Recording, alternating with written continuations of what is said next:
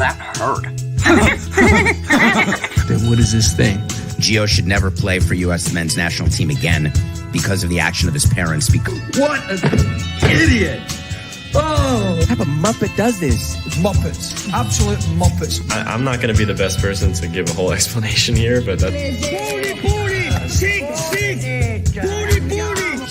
Fucking deal with it. What are we really doing?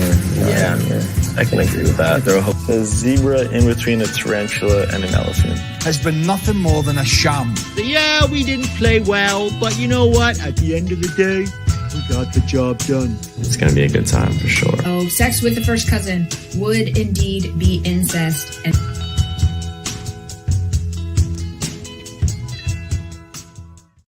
we're going to get sued by Leonardo DiCaprio for toasting incest. I think that's going to happen, Brett.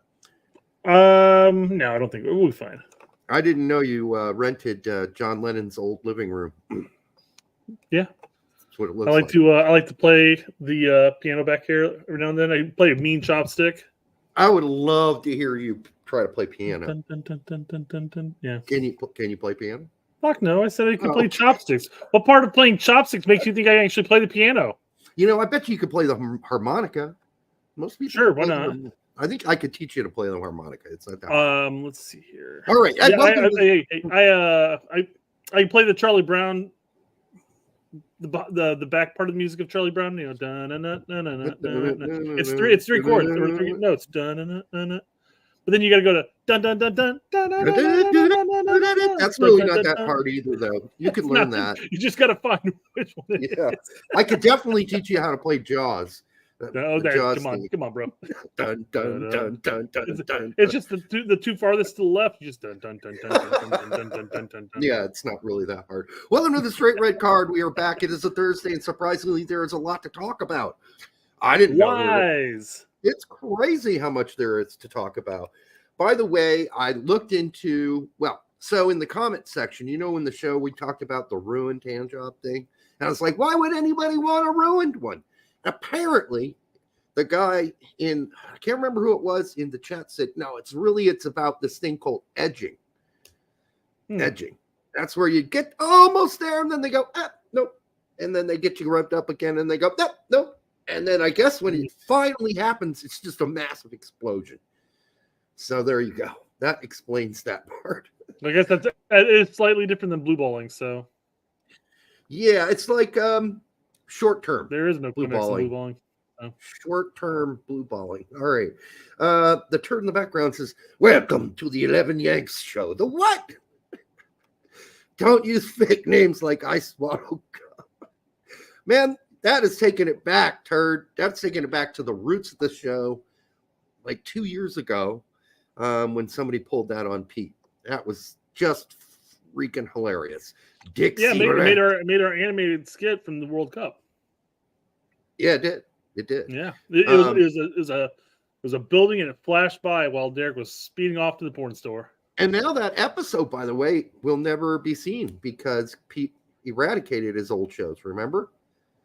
I think he did. Oh no! Yeah, so it's gone from history. Unless somebody, guys, we need to get in the habit of clipping all these goodies.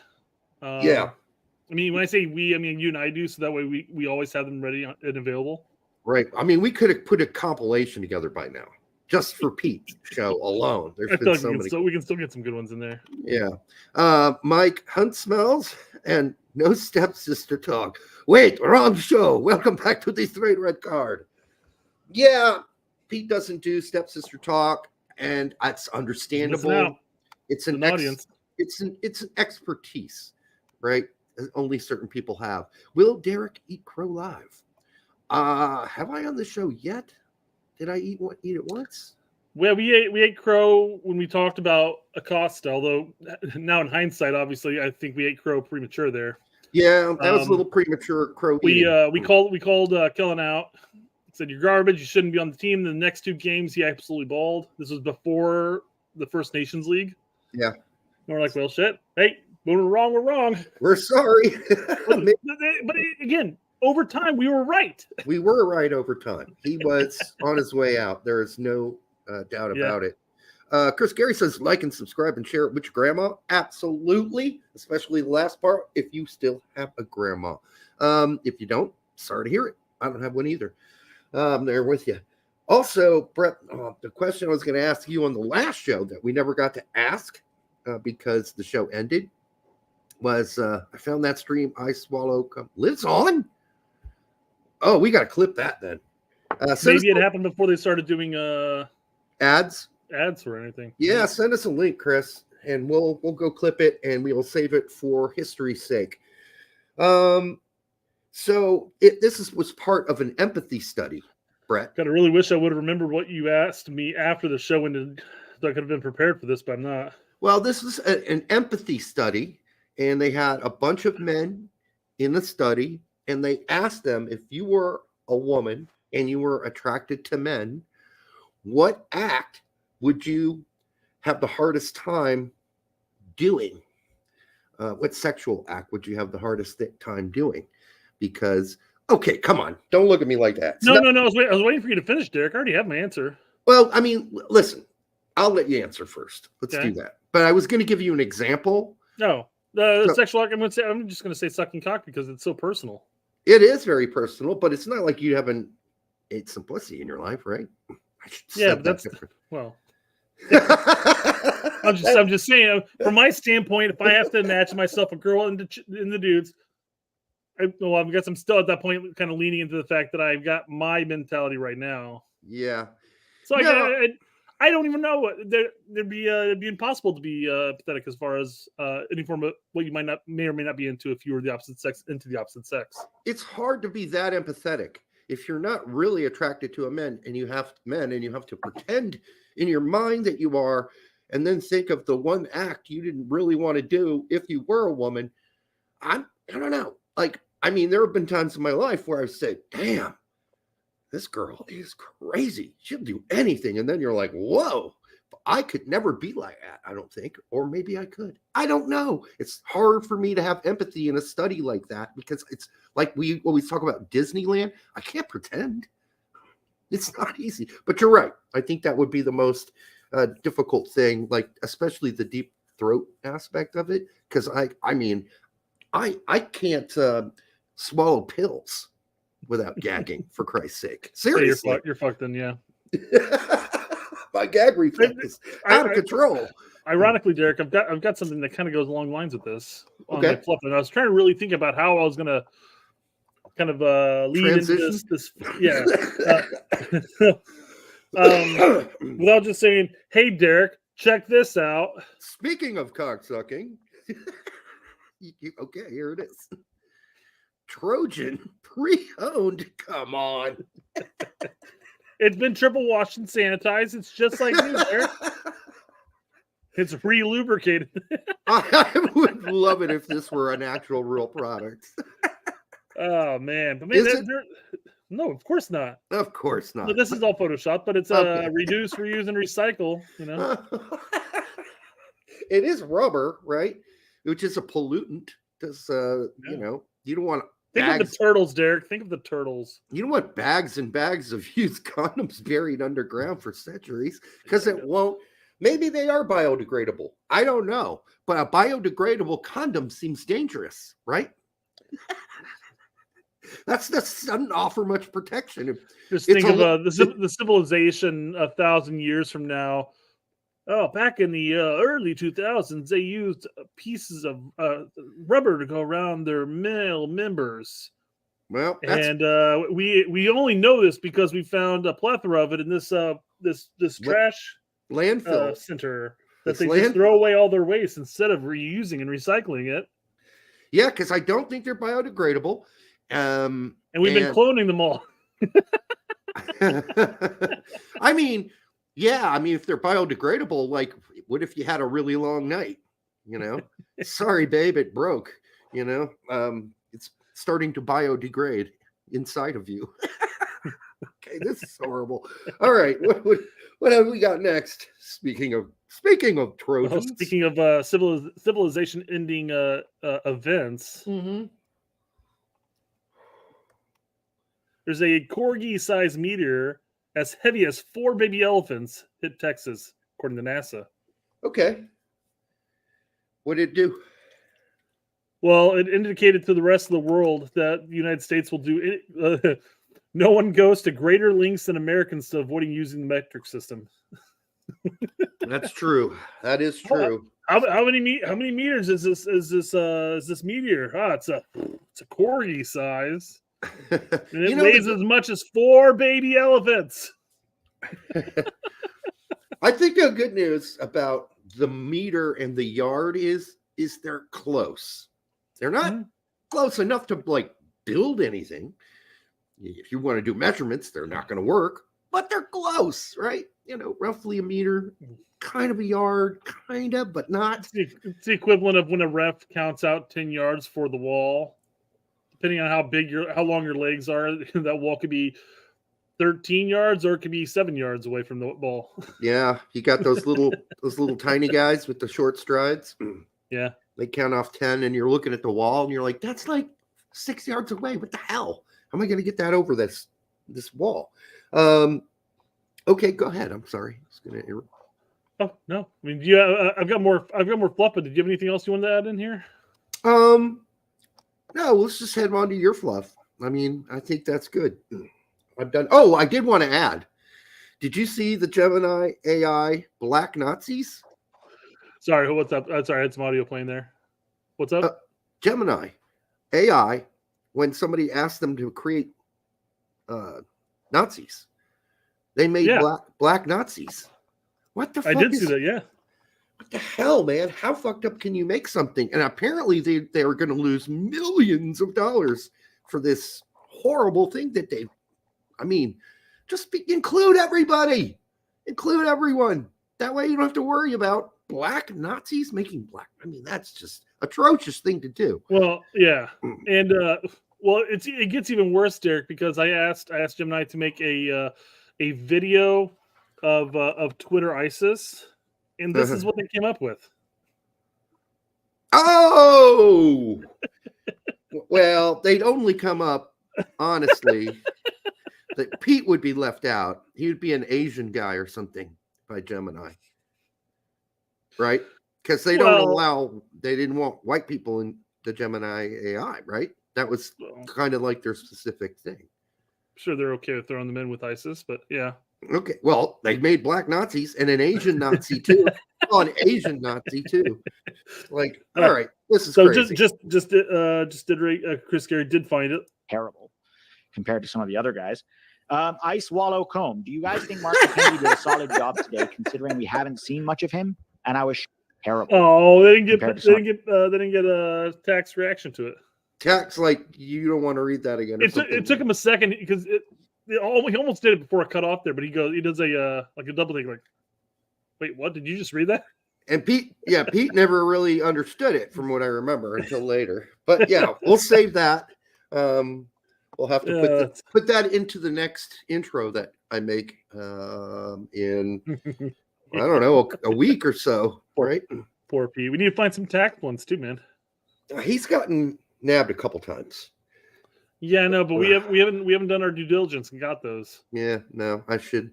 It's on me. Yeah. I'm the one with the screen recorder. I blew it. All right, what else we got? All right, so our good friend Brett from the show, not on our show, but he's in the chat. Chambers, WI. Yeah, he means Wisconsin. I'm assuming. I do too. At least that's what I always assumed. Chambers from Wisconsin. He is attending a music festival and wanted to get your take on some bands. Okay. What music festival is this? Ocean's Calling. Ocean City, Maryland. Oh, Blink 182. Cage the Elephant, I really don't know that much about. Sublime was never a fan of. Don't know 311. Don't know much. Wait, you don't know who OAR is? No. Okay, what does that stand for? Of a Revolution. Okay. Yeah, I don't know them. The Offspring. What was their big one? He's Pretty Fly for a White Guy or something like that. Was that one of those? It's like their second CD. I mean, they had their first CD was great. Second CD had Pretty Fly for a White Guy. Okay. And that one, yeah. It's all right. The Beach Boys? Surely. There's like 2 of the Beach Boys left. I was going to say 1 or 2 of the Beach Boy, yeah. Should say it'd be Beach Boy and then in parentheses S with a question mark. Should say kind of the Beach Boys, but not really. I wonder if Brian Wilson's in that because I don't think he does the Beach Boys Pitch brings a great point up here. You should know Crazy Game of Poker. I can't imagine you have lived in Bloomington as long as you have, all those college kids around, and not have heard OER at all. They probably have. They played at some concerts at the Little Five for a couple of years. That doesn't mean anything. I haven't really listened to music or bought anything new on purpose since 2009, 2010. Offspring's first CD was Smash, by the way. And that was a really good CD. Okay. Album. Let's call it the album. CD sounds. And then here's a great. Guys. This is a great example. Dave Matthews, of a guy who is an amazing musician. Like technically, he is gifted. But I can only stand about 3 of his songs. I really can't. I was very much anti Dave Matthews Band for a long time. I kind of got over that. Sort of like how you do with Counting Crows. Who I think is also here. Yeah, look at that. Right down underneath. No, I can't do that. Can't do Counting Crows. Sorry. Blah. Gross. Bad. I mean, the guy himself, Adam, whatever his name is, nice guy. One of the nicest dudes. Not a big Mr. Jones fan? No. Mr. Jones and me. It's just average shit. Dave Matthews, however, is technically very wizardly, but I mean, I can't listen to any song that does this for fucking 3 minutes.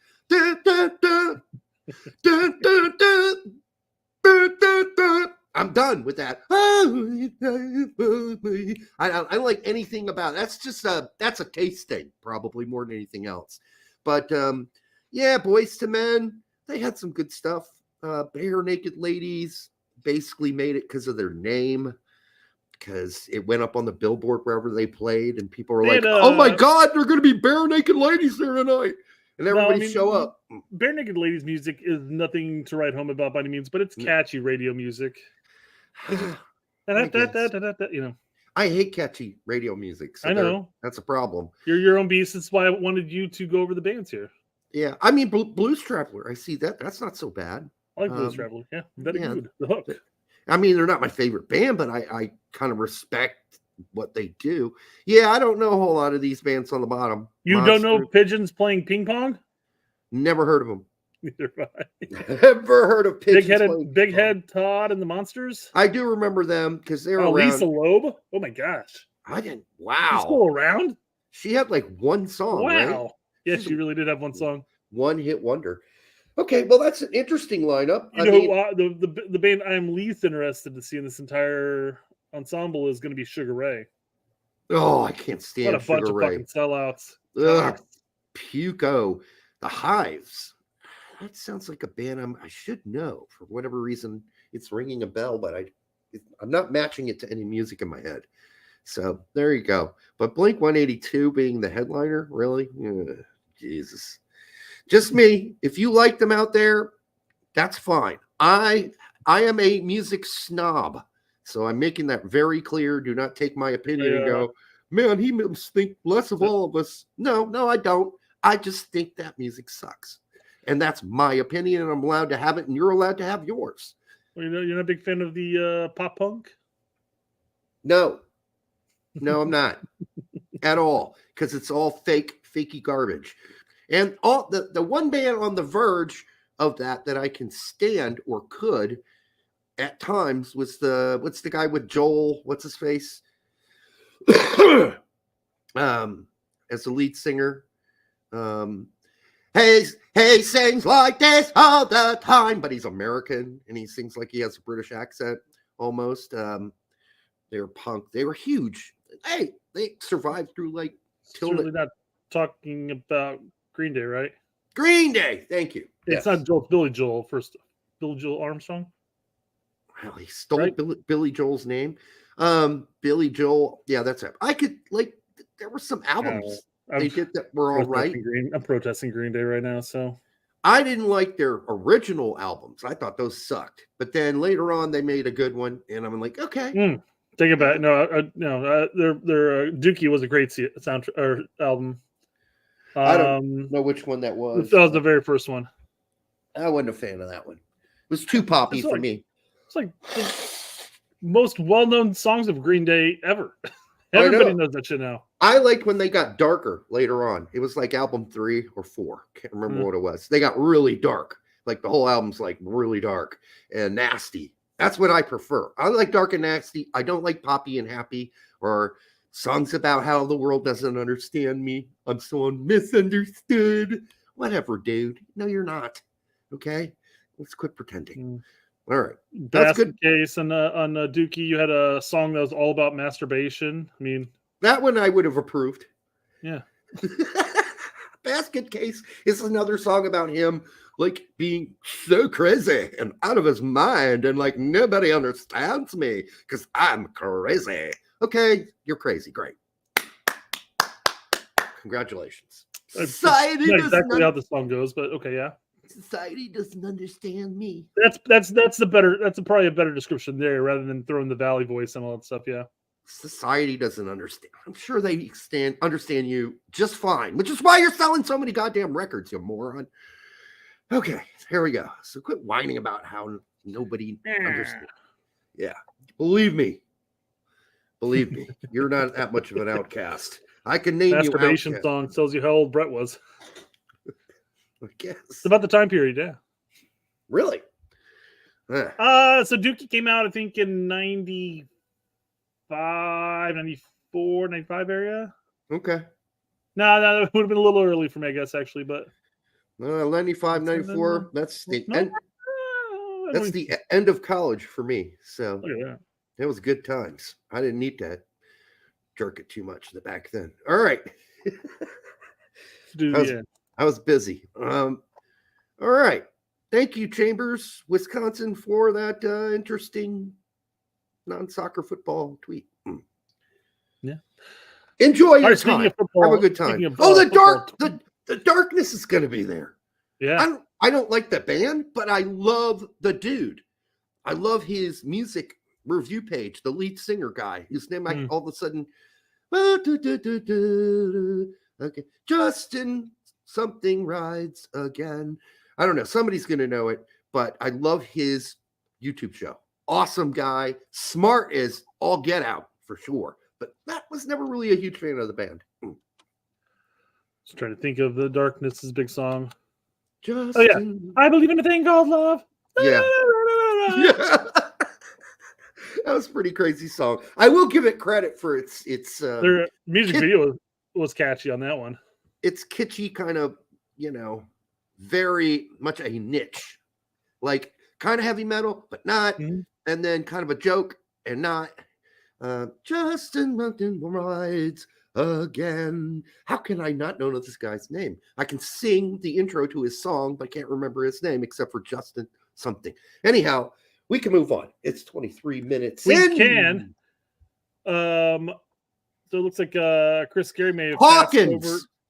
Justin Hawkins Rides Again is the name of the YouTube show. It just hit me, Brett. Justin Hawkins Rides Again. Just so people will check it out because I think it's a really great show. Yeah, I've got some I got some chords I can sing. Not a lot. Nailed it, Brett. What did you sing? Did you sing something? Love. Oh yeah, that was good. Your little I don't know what it says after that. Your little Kermit, your Kermit voice. I love it. Rainbow Connection. All right, moving on. You should do It's Not Easy Being Green. All right. We got some potential leaks. That's not it's not bad. It's clean. I'm not sure what all what is the stuff down the middle. Is that an arrow pointing to the dude's dick? It could be. Look at these, brother. Yeah. Lose your focus. Look at my nuts. I don't know. I don't know what all the little riblet things on there, all the little ripples, what that's all about. But I mean, it's give it some kind of a textured look, so it's not just a plain white. But I don't understand the I don't know. I'd have to see it close up because I see a couple of the things over here too. The little rivets. The rivets stop like right here. You know what I don't? Arrow pointing straight down. You know what I don't like? See the sleeves? How the red gets chopped and it goes into the white? Yeah. What the fuck is that? Just make it red all the way across. all the way around. And then don't bother adding the blue on the collar. Just straight up red works. Straight up red all the way around the neck is. I don't mind the American flag on the collar, but I mean on the arms definitely red all the way across. That's just silly. Yeah, I mean I don't mind the red and white mixed together on the collars and in the sleeves, but just make them go all the way around. That would be my recommendation there. Other than that, not bad. I mean it's simple, and sometimes clean is good. Clean and simple. Yeah. Saw 311 at Longarado back in 08. I think they went on before the Beastie Boys and Roots. Amazing festival. Fucking Beastie Boys were there. I bet it was amazing. That would have been great. Would have been great to watch. Although that's completely different music than either of those bands. Yeah, I know. It is weird. Beastie Boys, I mean, they're mostly hip hop, right? I mean, yeah, did they play some Sabotage? Yeah, they did, but most of their music is hip hop shit. Mm-hmm. Some of the what you want. Great song. All right. That's gonna take It's kind of a throwback to the whatever what's that popsicle one called again? It is, but it's more leaning Grateful Dead. That's fair enough. The bottom, look at the bottom colors. That's totally Grateful Dead shit. Yeah. Okay. I'm not sure I'm a fan of that, but oh well. I mean, it's not horrible. It's better than what we had. If this is true, it's like the popsicle, but the bottom of the shirt's going to be tucked in, so you barely see the popsicle. The rocket pop. There we go. Yeah, plush pop at it. I much prefer the rocket pop that was clean division lines. Yeah. Where this is more a blurry white line between the red and the blue. I guess my eyes just keep getting diverted to the ridges in the cloth itself, all over the place. Yeah, is that just to prevent it from being a solid color and try to give it a little bit of texture? Is that the idea behind it? I don't know. I mean, that's the first thing that always pops up in my mind when I see these newer kits. Every single one of them. Yeah, it's a new trend. I'm not a fan of that white line being blurry. Not sure what that's supposed to even represent or why it's there.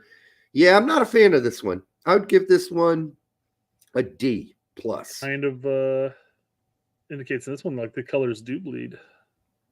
Yeah, I like the first one better, which I would give a B. I'd give that one a B. This one gets. I mean, when you're looking at it when you're looking from TV, it's just going to be an all white kit with some red stripes on the arms and neck. You're not going to see anything else. Well, looking at it from this standpoint, I can notice the flaws. So that's why I'm giving it a B instead of an A. Fair enough. Yeah. That I don't know. It's C minus D. It's depends on what. It's a meh for me. Yeah, I don't know. It's not as bad as they have been, and it's not the best that they've been. Wonder what color shorts you're going to wear with that. Hopefully, Blue? Don't take a page out of the Seattle Sounders book. Hopefully not. I mean, I know a lot of people on Twitter and stuff were really liking them and all, but I'm like, look at. I believe I showed you the kits, right, Derek, after the show. No, you showed me during the show. Was it during the show? Yeah. Yeah. I mean, weird. I don't know what shorts you wear with that. Can't really wear white. That's not going to work. I guess they'd have to be blue. No, they'd have to be white. Really? I think so. I don't know. That's the thing. What do you match that fucking little red part at the bottom with going into the shorts? I don't know. All right. I can live with it. I mean, I'm not going to, either way, I'm not freaking out. You know? Yeah. It is what it is at this point. We've seen so many good ones, so many bad ones at this point. It's like, man, eye of the beholder, I suppose. I guess predominantly we wear blue. We wear navy. We wear the blue shorts, correct? I think usually. So I think. Do we wear that for both kits though? Like when we wear our blue tops, do we wear blue bottoms too? Yeah. I don't know why why it's not sticking in my mind right now. I just can't think of it. I think when we wear the white tops, we wear white bottoms? No, blue bottoms. Mm. So we'll see. It'll be important. Yeah. I mean, especially for the pseudo popsicle one, what shorts you wear. Derek, what is worse than a heartbreak? Death. Well, fair enough, I guess. Depends on your life. Maybe death is the answer. Dying slowly? Miserable. Torture would be worse. Maybe. That's funny that you bring that up, though. We had a conversation with I think it was Adam Wiggins in the chat. He posted on somebody. There's a single mom that was sexually assaulted and tortured for hours and recorded, and then murdered. Oh, and horrible. Adam had said, hey, this would be a good time to bring back hanging or crucifixion. And I said, we could channel in our inner Vlad, send a message to those fucks. I mean, whatever happens to that guy, he should probably be tortured before he dies. Just imagine. Do you think that people would actually do a lot of those type of crimes if they realize that if they get caught, they're going to get a sharpened pole shoved up their ass and then slide down slowly on there and die eventually? Yeah, I mean, if they knew the death was going to be really painful instead of really fast, maybe they would think more of it. But then, then we're going back to like, some medieval times there. Hey, work for Vlad. I say medieval, but it certainly went on around the world well through the early 1900s and beyond. So it's not beyond the realm of possibility, but in this country, probably not going to happen unless he gets captured by a mob, So this isn't the gal that was tortured, is it? No. Oh, okay. Wow. No, but you know what actually is worse than a heartbreak is getting a goal notification on your phone when you're watching the stream that's 30 seconds behind. Yeah, no, that's not as bad. You're just there watching the game, like, all right, ding, motherfucker. I get the joke, but I mean, I've only been like really crushed twice in my life, but they were big. They were big, so they hurt and they linger. They linger for a while, probably a good year. Dream about it, Can't say I've been in those shoes, Derek. Especially when you really thought this is the one, and then it doesn't work out. From an early age, I picked up the mentality of like, well, fuck you. If you don't want to be my friend, I won't be your friend, type of thing. It's no sweat on my back, type of thing. So generally speaking, on relationships that did not end from me and I got broken up with, at that point I was just like, all right, we're moving on. See ya. Yeah, well, it was rare for me. I mean, obviously, my divorce, that's just something I was ready to do. That's not really at that. So that doesn't count for that. Now, this is something else. This is like head over heels, like a clown kind of shit. Mid-20s, when you're still susceptible to being head over your heels like a crazy. And then the relationship only lasted, 8 months. That's why it's so crushing, because you're like, damn, I thought that was going to be the one.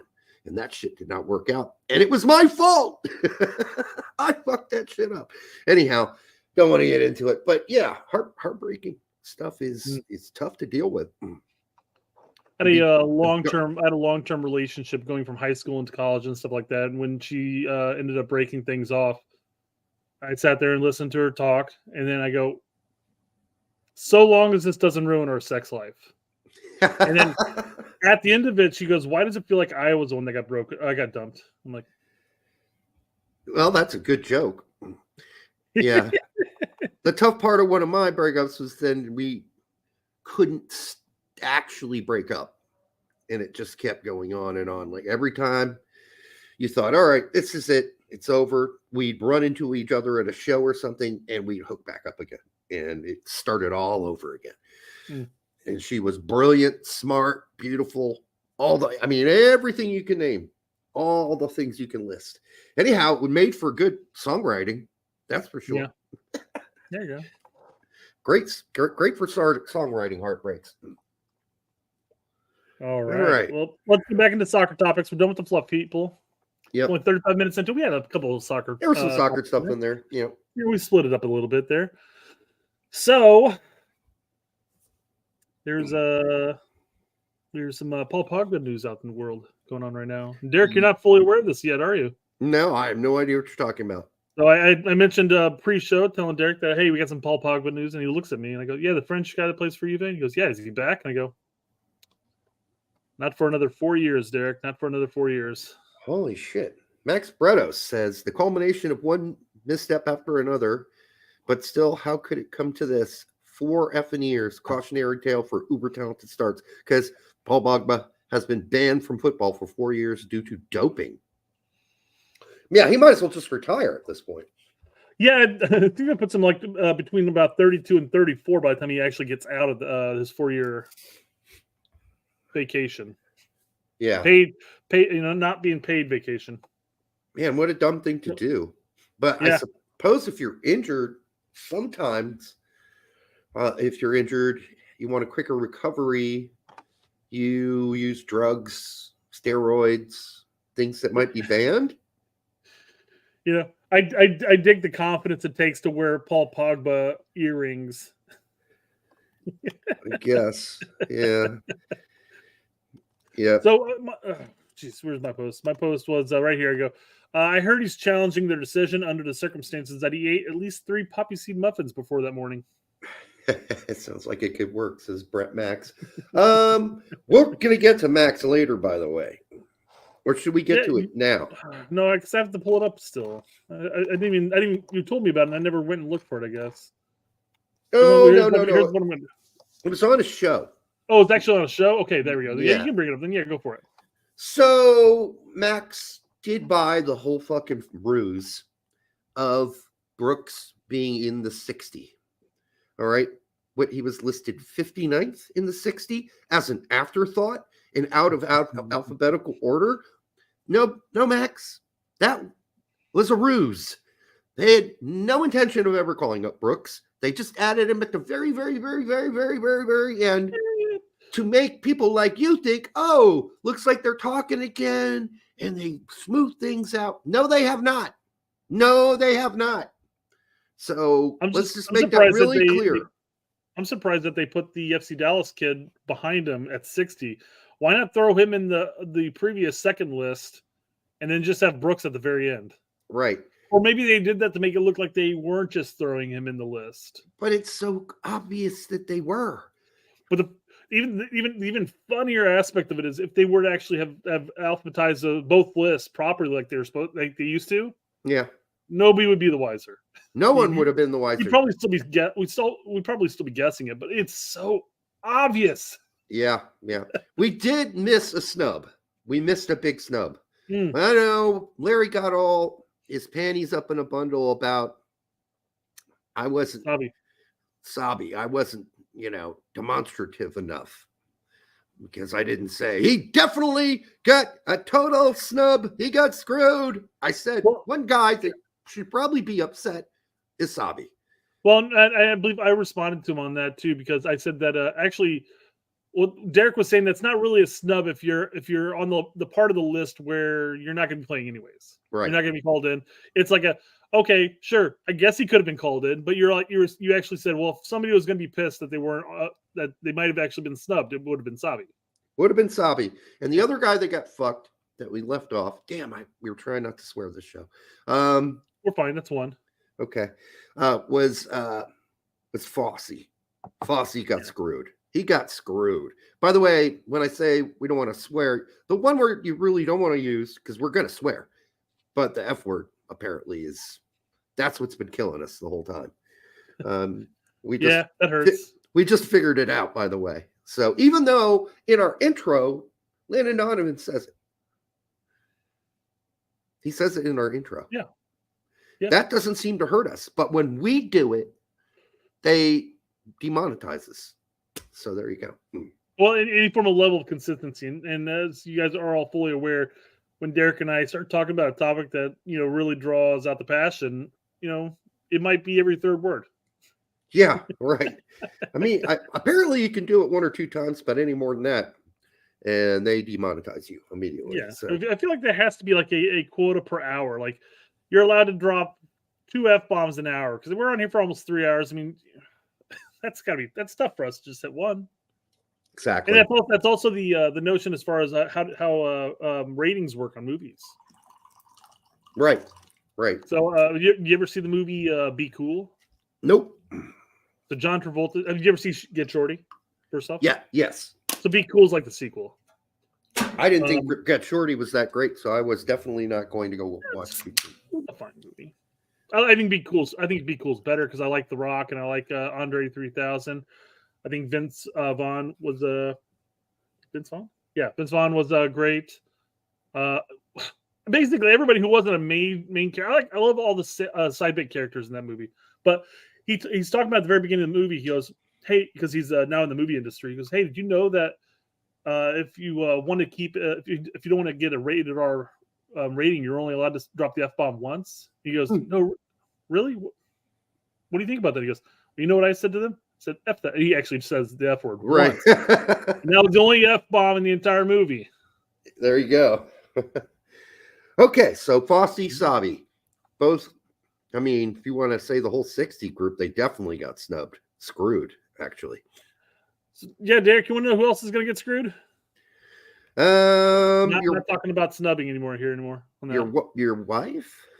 Maybe if we get out of here quickly, not 3-hour show. No. If you get lucky. The women's Puerto Rican or Costa Rican team. One of those teams are getting screwed. And they're both Rican. You can't read that. I don't think you can read that, can you? Is it it's Puerto Rican or Costa Rican? Either way, one of the Ricans are getting screwed? Pretty much, yeah. Oh, okay. So at the end of the 2024 CONCACAF Women's Gold Cup group stage, for the purposes of determining who will advance to the quarterfinals as the second best third place finisher, the women's national team of Puerto Rico, Group B, and Costa Rica, Group C, are tied according to all of the competition's tie-breaking criteria.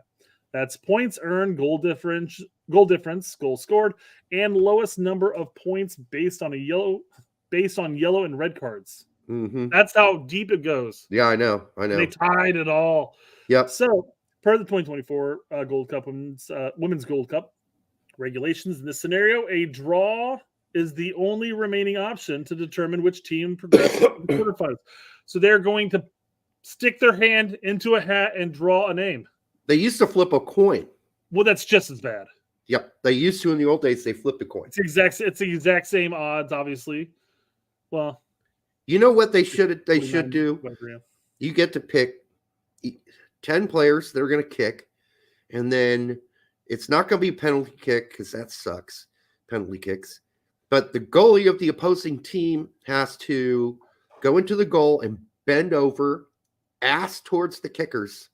And whoever nails her ass first gets to go. And they take turns like penalty kicks, but it's not penalty kicks. It's who can hit the goalkeeper in the ass. I suggested instead of doing that, why not do something like the winner of hopscotch or jump rope or Red Rover, I think it has to be soccer related. There's got to be something better than saying, hey, we're going to flip a coin or we're going to draw your name out of a hat. In one point they were discussing there being another added tie-breaking rule, which would be who has more corner kicks taken to determine who. There's got to be something. They clearly don't have the same exact stats. There has to be something that's different. Right. You could do it by who's had the most possession or something soccer related. But seriously, a flip of a coin or pulling a rabbit out of the hat or a ball out of the hat. Pick one player and see who can do the most juggles. I make them do the butt PK thing I'm talking about.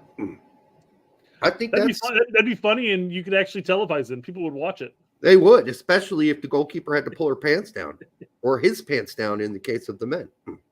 Yeah. And then you could see the red mark after the ball smashed against the cheek. Least number of cards is accurate there, though. It's why would it be the lowest to advance? Be the least number of cards based off of yellow and red. I wonder if yellow and reds have different point systems, like 1 for a yellow, 2 for a red. Yes, and they kind of get grouped together, something like that. So. I think so. It's like I don't know. Costa Rica got one red card, but then Puerto Rico had like 2 yellow cards and they tied. Yeah, right. I don't know. I didn't get that far into the weeds of the rules, but I'm telling you, the ass cheeks PK system sounds a lot more fun to me. It just does. Just does. I mean, you suggesting that you would watch a PK kick him in the ass if a woman goalkeeper goes, or whoever else it is, goes over and bends over in front of a goal? I would watch that. It'd have to be behind a paywall, wouldn't it? I think it would be, because it might be rated R. But I mean, really, you can pull down your pants and not reveal anything but your cheeks, right? So you need to pull down your pants at all. Just wear the shorts. That's not humiliating enough. Let's see here. You didn't read my chat about doing the FIFA rankings. So S27 said, Brett, you didn't read my chat about doing it on FIFA rankings.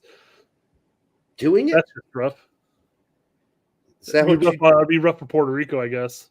Is that what you do when you go upstairs? You talk to your wife about FIFA rankings while you're doing it? Yeah. While you're doing it? I can't believe US got dropped one. The next team got one. It's the worst. Baby, Japan's only ranked 23rd. What's going on? All right. Did we want to cover the women's game first before their loss to Mexico, since we were been talking about the women already? I didn't watch the game, so if you want to talk about it, you can. And is this the quote? Yes. Okay, yeah. Perfect. So if you didn't know, most of you do know, the U.S. women lost 2-0 to Mexico. And it wasn't like they just lost. They should have lost. They could have lost 4-0. Like, they were dominated. And here in this clip, you'll hear how Alexei describes what he saw. He was there live for the game. What he saw with his own eyes watching the women play. But when it comes to the actual playing of the game and that creativity, I mean, I've told you this time and time again, when the thing that attracted me to the sport, and I know has attracted you and attracts mostly everybody, is the autonomy that you have, the freedom that you have, especially relative to other sports. There you go. Under Greg's system. Oh my God. That's exactly everything he says here about the women and how the women are managed and how they play, because they look constipated as fuck. Like, sorry, damn it, Dirk. So in the final third, they just couldn't.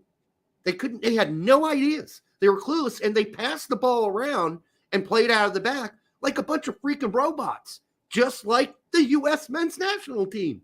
I was watching the game, and I think I did a tweet about it. I said, it is scary how much the women now play like the men. Because on paper, we have the better team than Mexico. On paper. But we don't have a better tactical system. We don't have better patterns of play. We have predictable patterns of play, which is why it was so easy for Mexico to press us, because they knew exactly who was supposed to get the ball next. Like, it doesn't take a genius to watch this and figure out what our patterns of play are. And the same thing is now wrong with the women, where in the old days, the women had the freedom to be creative. And, you know, even those teams that were challenging for us back in the old days, we were just better with them not just because we were better athletes, but because there was an autonomy. The players had some autonomous thinking and creativity they could bring to the game. Gone. All gone. They have killed that out of this next generation of players. In many ways, they've killed it out of the current generation of men, too, on the U.S. men's national team. Greg's killed it. He's killed it. But anyhow, I don't want to interrupt Lexi, because great points here. And yet when I watch this team, there is very little of that. There is very little that I see in the individuals out there that I say, you know what? They were given problems as young players and required to figure it out themselves. Those days are gone, Brett. They're gone. You look at our youth teams and the way they're playing, like the technical abilities better now. And you can tell those kids have been drilled and drilled and drilled. And yet their creativity is either being stifled by their managers, their coaches, or they were never taught. They only focused on drills and technical skills when they were developed. They were never told, go get it. They never were told, it's up to you. You make the decisions. Derek, anyway, I guess you grew up in a different generation of youth development. But yes, that's 100% of what it was back in the day. It was very much less about being creative for the most part. I'm talking from a very rural part of the United States of how we learned. But it was very much, hey, we're going to go drill. And then there was very much hey, we're going to play out here, do this. You run in there, we'll cross it over there. You put it in the back of the net. Very little creativity as a whole and development. And the one thing I saw today that somebody had posted that there's apparently there's some civil war that's going on between the girls' youth academies and youth teams because USSF stepped in pre-COVID and won the women's developmental academy system set up the way the boys were. And then when COVID hit, when they after everybody started going back out and playing, USSF pulled the rug from underneath them and basically said, yeah, we've talked it over and we don't think the developmental academy system is going to be a good system for the girls' teams. So they were left scrambling, apparently, trying to orchestrate specific leagues. And there was just a window there of a couple of years where it was just the wild, wild west. So you're telling me when you were developed as a player, you weren't allowed to be creative and autonomous? You were a robot player out there? You were joysticked? Creativity was stifled for the most part because it was all drills. This is what we're doing. We're getting it out wide. We're crossing it in the box. I mean, my level of creativity. I mean, I played every position on the field, and I ended up playing striker in the end. I scored a shit ton of goals. Yes, you did. You were like the top goal scorer in Indiana, if I remember right. That's because I practiced shooting a lot, but then two, I lived by the code that I only needed to get half a step on somebody before I could rip a shot.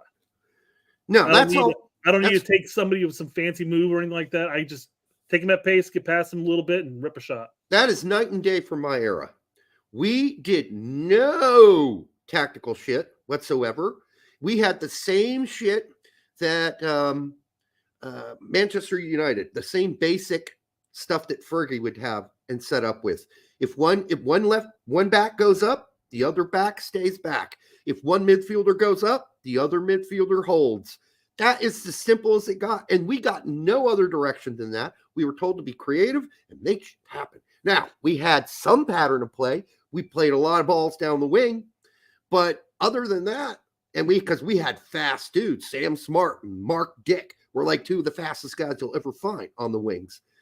But yeah, we just didn't have any robot ball. We were not joysticked at all out there.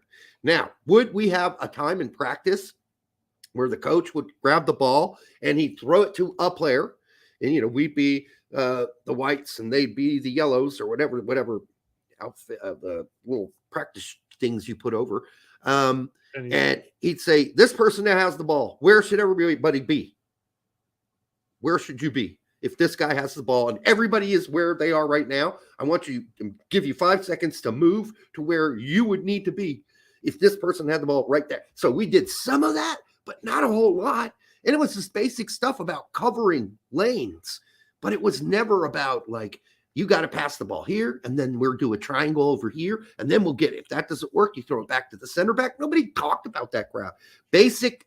A basic framework, and go play. Well, I mean, growing up, the club I played for was coached by one of our players' dads, and he literally learned how to coach it because he wanted to coach it because his son was playing. He literally learned how to coach by watching a soccer video, just like video showing drills and stuff like that. And then over the years, he'd pick up books and read them and try to grasp at stuff and everything like that. So again, it was all drills. It was all technical to an extent, but not tactical by any means. We were very good at a younger age, but then when I got into high school at that point, it was different because I played more in Lawrence, which is just into Indianapolis. I never played on the boondocks where I lived. Right. But in my high school, I mean, we had like maybe 4 kids on the team itself that actually played travel soccer consistently, and the rest of the people were just athletic. So, I mean, there was literally no time for tactics. So it was like, hey, get these guys the ball, let them do that. So. Well, then you weren't joystick then. No, but no. It was very orchestrated in the sense of, hey, we're going to get it out wide, we're going to play it in, that type of shit. Which is very bare bone basic, quite frankly. I guess. I don't know. I much prefer the Fergie way of doing it, business. I think players and teams are overcoached.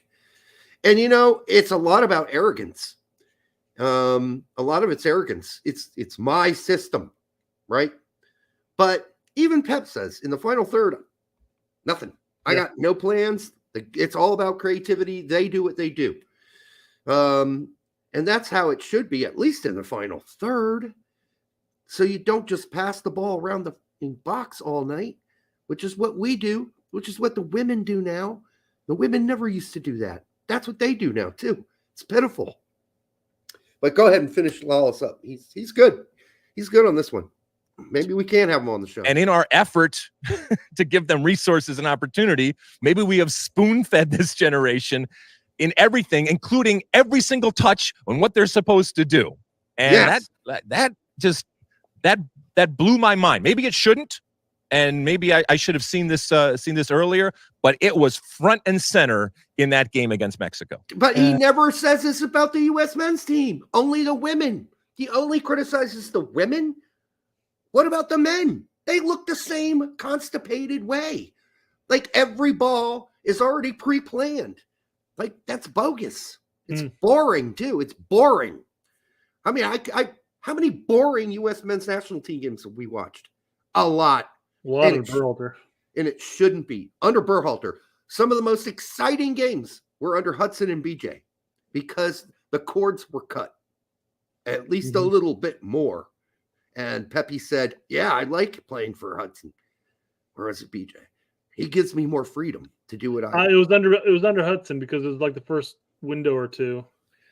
Little did Pepe know that good old Greg was coming back. Okay, it was a good thing he didn't say anything really bad about Berhalter. But he's just like, hey, they let me have a little more freedom. I can do what I want to do. It's my thing. I like it, he said. I like this more. Anyhow, good rant from our not friend, Lexi Lalas. Maybe we'll hear more from Lalas later in the show. Okay. Yeah. All right. I almost wrote Max last night.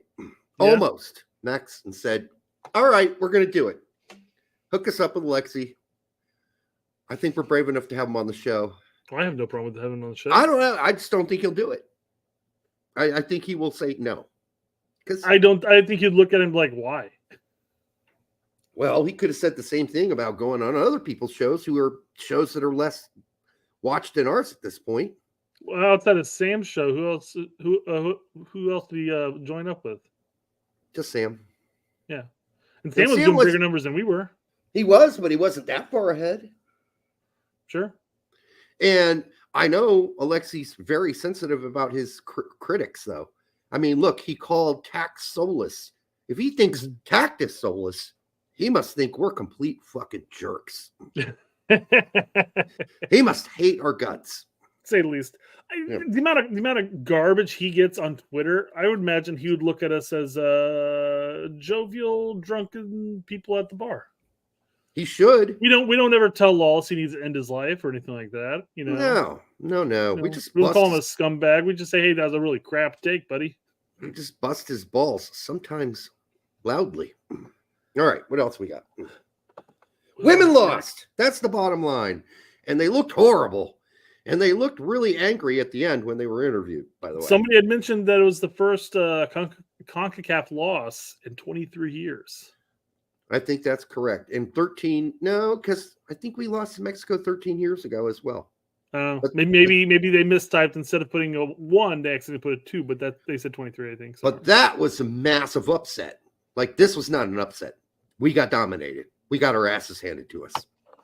Well, it's an upset in the sense that it shouldn't have been, I guess. I texted you at like midnight. when it ended and said, I saw that in the morning. women just got their asses. Oh, geez. Speaking of that, it took me forever to go to sleep because my foot has been aching because different parts of it are getting like bruised and damaged while I'm walking awkwardly on it to get over the issue I had earlier. Right. And I'm like trying to find a comfortable way of sleeping where my foot wouldn't throb. And I finally fall asleep. And then I wake up to my alarm and I get up, go get ready, and everything like that. I'm like thinking to myself, like, did my alarm actually go off? And I go and check my phone. And it was 12:45. I must have just fallen asleep. And then I must have moved and my foot screeched out in pain. Oh, I've done not that. Well, when I had the back pain thing, yeah, I had the same problem.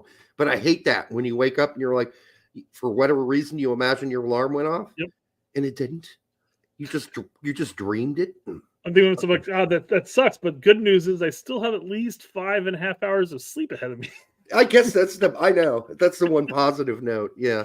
You're like, thank God. All right. Oh yeah. So I wanted to respond to Leverdad, number 2. Laverdad. Who's Leverdad. Laverdad. Whatever. Who thank you for being a regular on the show, but I wanted to address your comment here on the show.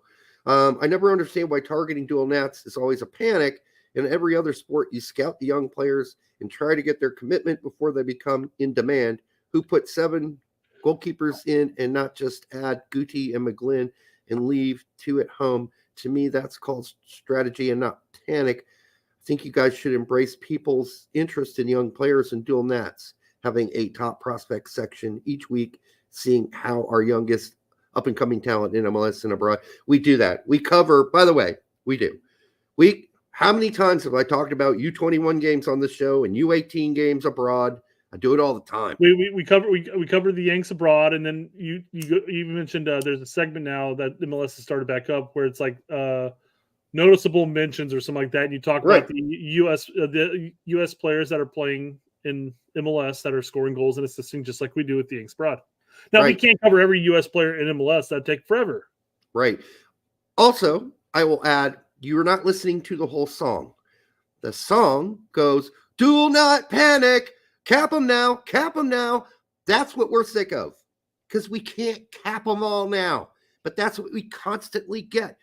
Now, if we didn't care about all these dual nats, we wouldn't talk about them on the show. But we do. We talk about all of them. How often do I bring up Guti and Brady? Like almost solely. Yeah. Solely. We talk about them, but there is no reason to do we're not saying you're doing this because it's absolutely fine to scout dual nats. It's absolutely fine to keep your eyeballs peeled on dual nats. We've said it many times about dual nats that we need to keep an eye on. One of them playing right now for Kern in the Bundesliga 2 Bundesliga. We just talked about one. So we believe you should track them and you should watch them. But don't tell me to cap them. I'm so sick of capping them. That's why the song is the way it is. Because there are people on Twitter, every time they find a dual nat, their first reaction is, "Oh my God, cap them now. We got to cap them and we got to bring them in right now." No, we don't.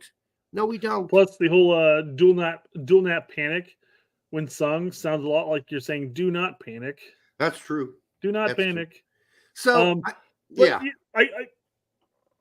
we get your point. You know, we should be scouting these young players. I mean, that's exactly what the national team is supposed to be doing. That's what we do. We talk about the U17s. We talk about the U20s. We talk about the U23s. We talk about players abroad. Hell, Derek had a list for the longest time. There was like 300 players plus that covered players in leagues you've never heard of before. Maybe you have, but in general, most people haven't. Right. So and like 100 of them were dual nats. 100. I would probably assume most of them are. 100 of the younger ones, yeah. Right. 100 of the 300 were dual nats. You can't cap 100 players. You've got to wait to see who's worth pursuing to that degree. Yeah. You got to let them develop. You got to let them show something. And if they're German American, you can wait because 99% chance that they're not going to be good enough for the German national team. Now, the German national team of today, okay, maybe we should be a little bit more worried because they seem a little desperate. but I don't think they're that desperate yet. And I think that's why players like Julian Green and Timmy Chandler were available to us, and players like that will be available to us going forward, including Max Dietz, who, who's talked more about the young Max Dietz for years than me? No one. I've been talking about him on this show for 3 years. I was covering and following before this show came back from its long hiatus. There's no bigger dual nat follower than me, except there's maybe one or two other freaks out there, but I doubt it. And I still do have my list of 300, Brett, but I don't calculate like I used to. I just try to catch the games and stats and see how they're doing. Well, let's add another one to the list and talk about some dual nat panic here. Dual nat panic. Do not panic. Cap them now. Cap them now. There we go. Confirmed on the club's official website. Atletico Madrid's website. Fernandez is a right back. So combined with Manu Romero, the U15 youth national team fullback duo can be from Real Madrid and Atletico Madrid. Can be from both. Credit to a big soccer source for spotting.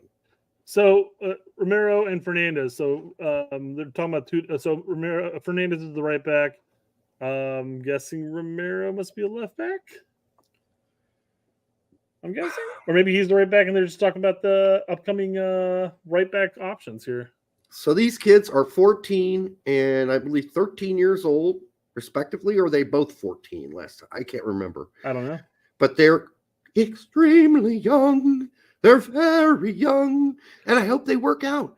But Derek, they're playing in Spain right now. And they're already playing for the U15 American national team, so no panic needed, right? So we'll see what happens with them. We'll see what happens. So sometimes things that fall under the chant of, this segment of the show, do will not panic, cap them now, cap them now. Yeah, they don't really fit into the panic part. Yeah. And I don't think that's, in my opinion, this is not what Chuck Me 92 Soccer was doing anyways. Exactly. It's just the name of the, but it's just the name of the segment of the show. I feel like the show would get flagged if all of a sudden Derek was like, "Hey, come check out these young boys." Hey, My message is a whole different segment, guys. Yeah. It's just the name of the segment of the show. Not every player that we talk about in Dual Nat Panic, cap them now, cap them now segment is actually something we're panicking about. So there you go. All right. Credit to Big Soccer. Credit. I don't even know Big Soccer was still. People still posting there? Yeah, apparently. There you go. There so many changes to the GUI that I'm just like, I don't necessarily want to get on that and dig around. I almost bought that site at one point and was going to take it over and run it. Decided not to after the asking price. I'm like, no, I don't think so, friend. But no, I still love the owner, the former owner. I don't know who runs it now. A little late summing up the week of 26 February for you guys. Oh, way to just keep all the people watching excited, Brett, is a big yawn. I know. It came out of nowhere, man. It just caught me off guard. You can't lean out like I do all the time. It caught me off guard, Derek. I just said that. It literally caught me off guard. Oh, it did. I just got done talking about how much of a wonderful night of sleep I got. Yeah, I know. It's been a busy day. It's a rough day. All right, here we go. Out of 29 guys, we had 20 start at least once. What are we talking about? Can you scroll back up? I'm totally lost.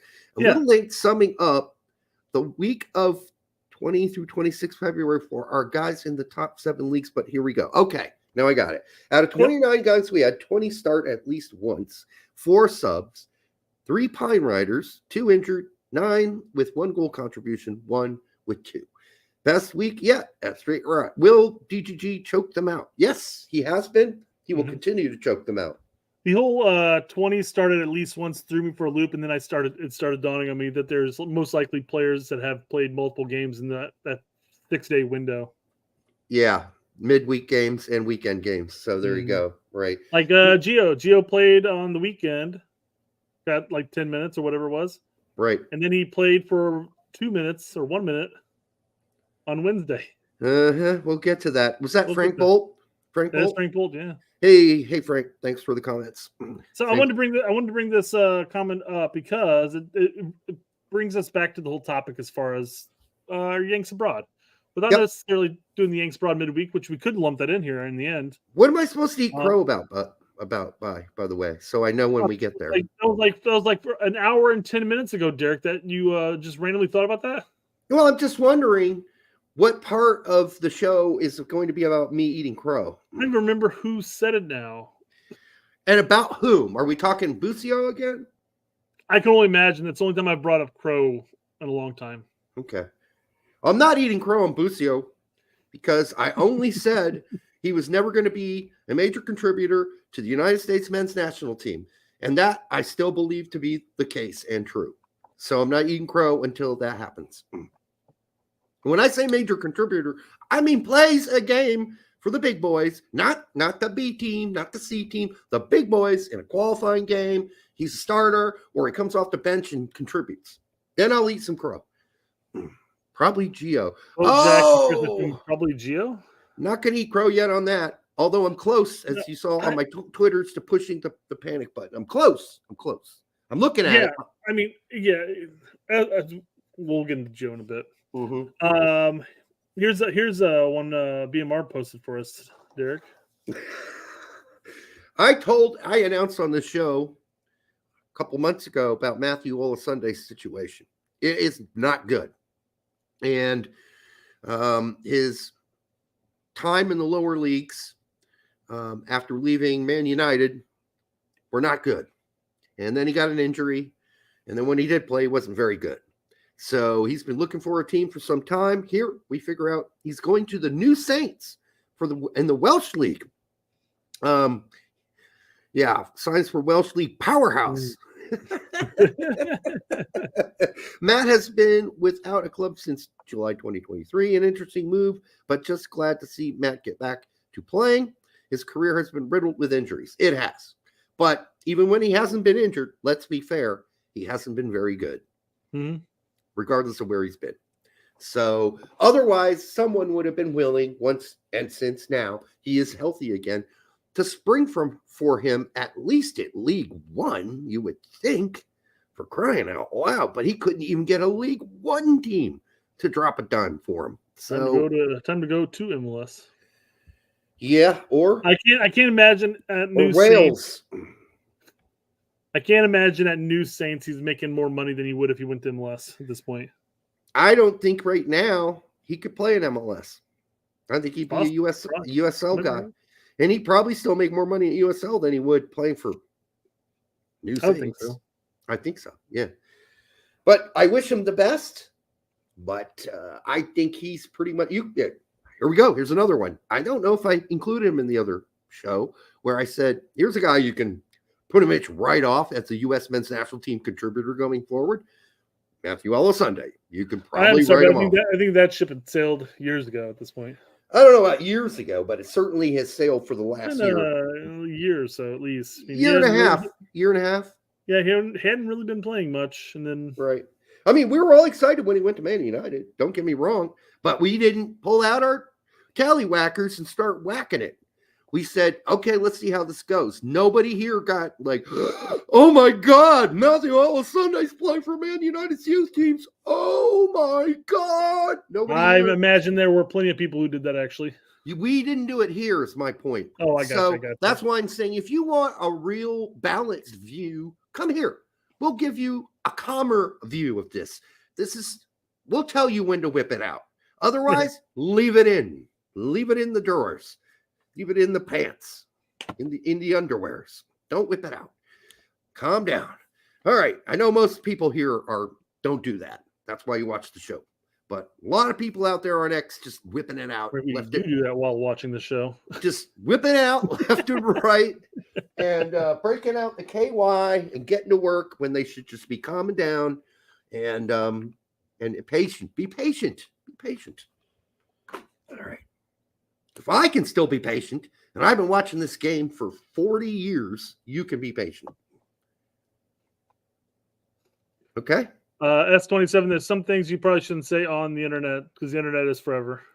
I came real hard when I found out that we had a guy on Man United's team.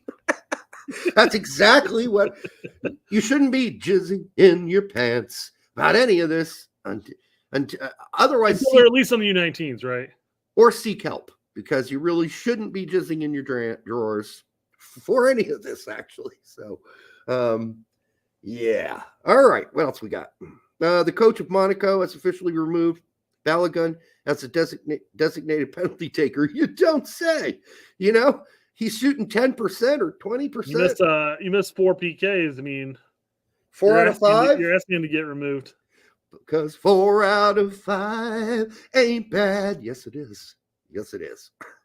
Well, speaking of Busio, it looks like Berhalter might be scouting some players. Busio. Look at that face, though, man. That's the face of what is that smell? That's one of the dumbest lyrics ever written, by the way. Studio. Yeah. And then at least he admitted it too. He's like, yeah, it was just some bullshit word. It's not even a real word. Mm-hmm. It went along well with the stupid music behind it. All right. Greg Berhalter was at the Venezia game today. Here he's taking one of those famed Berhalter sniffs. You know, when he does that in the interviews too, he does that a lot. He's like, he does it a lot. I don't know if it's a way of clearing, or I don't know, clearing his mind. I don't know. But yeah, he was there watching Tessman and Busio win the game, which is good. Kept them in, I think, second place right now. Tessman went the full 90. Busio came out around, I got it around here somewhere. But he did come out at like 60th minute or something, 65th. He was not having the best game, but Tessman played a really good one. Just getting a whiff of his own farts. Yep. It looks like he's smelling a nasty pile of shit. Yeah, he does it a lot, though. Like, watch any interview with Berhalter. He makes this face at least 3 or 4 times within 15 minutes. I don't know why. Did we talk about Lund's goal last show? I couldn't even find Lund. Oh, he had a nice goal, yeah. I looked at the Palermo game. I didn't see him even on the list. Am I missing something? I don't know.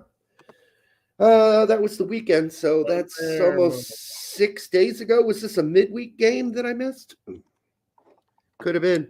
Thank you, Nye. Tuesday. And I know he scored. It was in the Tuesday game. Yeah, I missed it. Yeah, he scored in the 19th minute.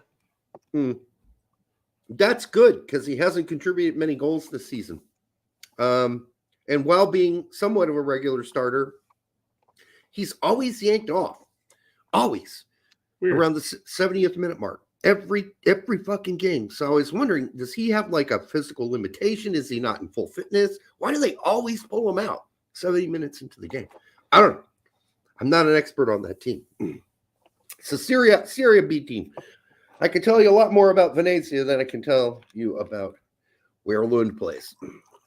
Yeah. Don't know as much about that team.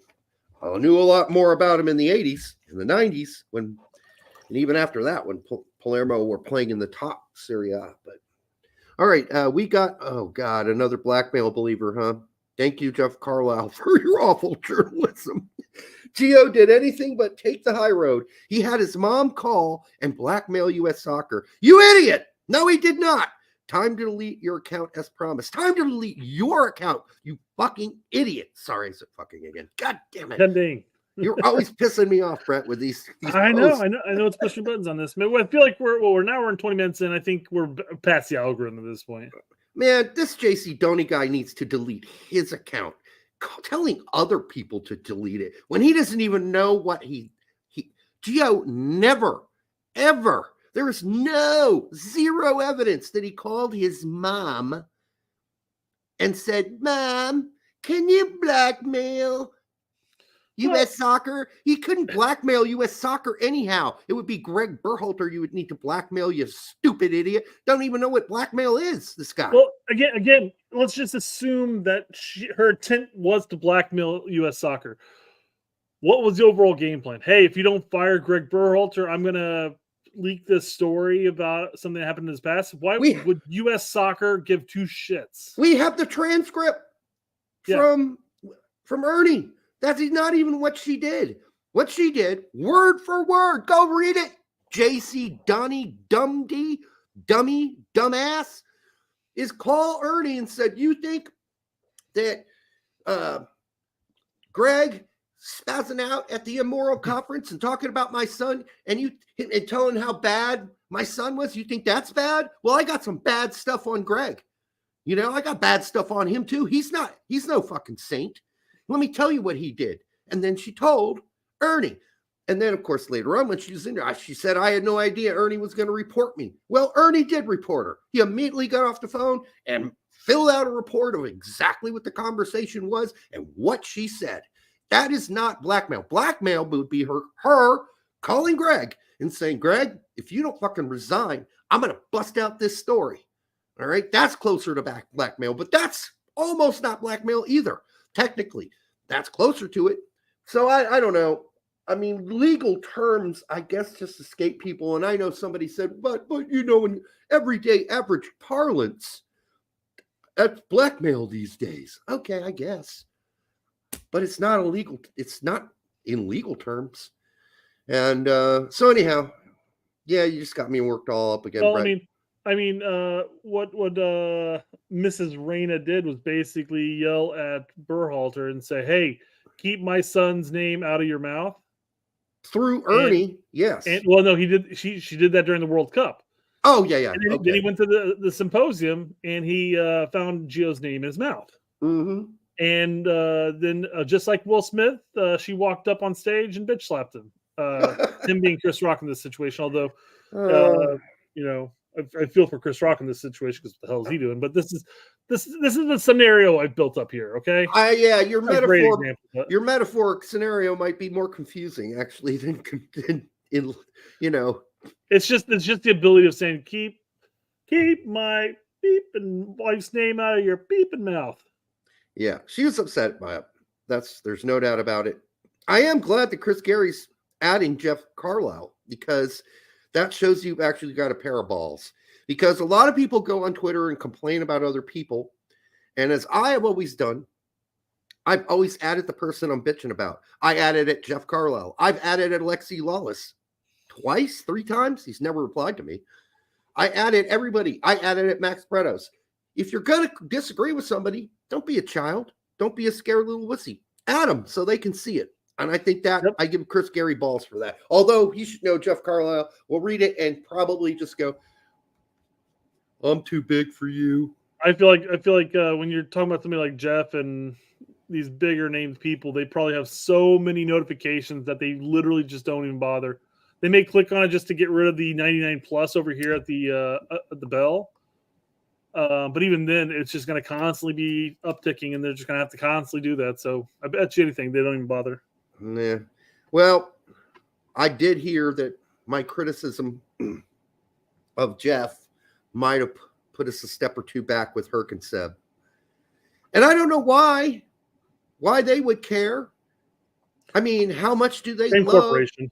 I know, but seriously, don't get mad at me for telling the truth, because that's what I did.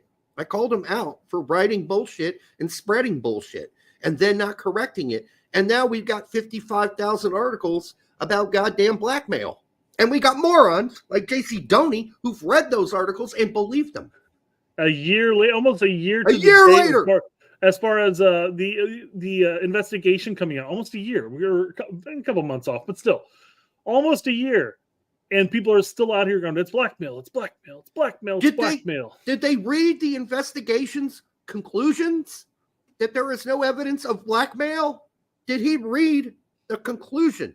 No, he didn't, because he's an idiot.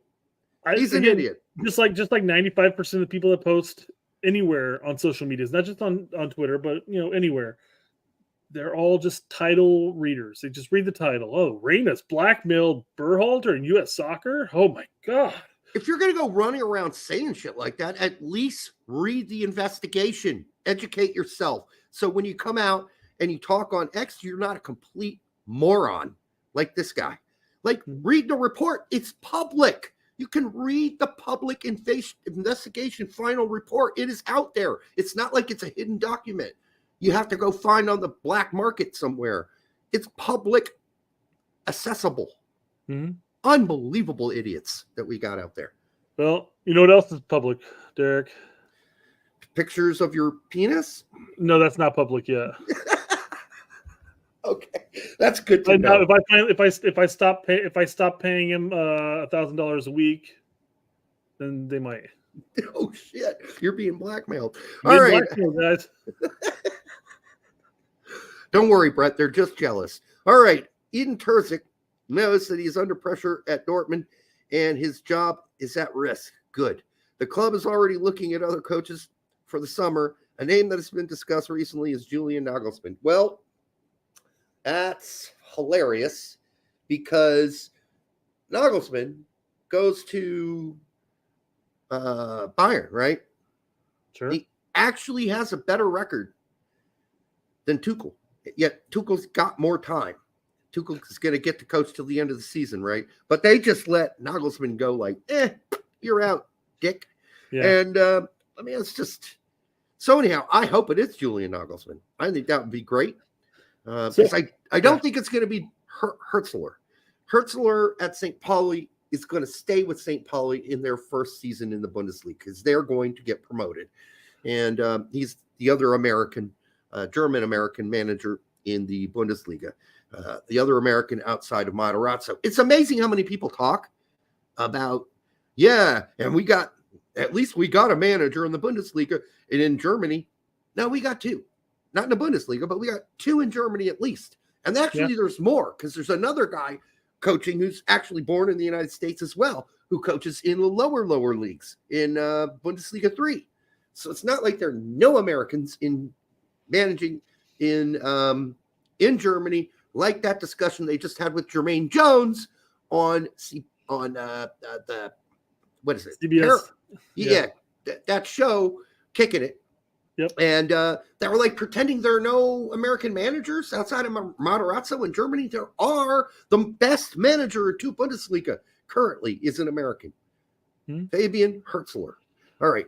So the main reason I bring this up, obviously, we don't have anybody really playing at Dortmund right now, although technically Gio still signed at Dortmund.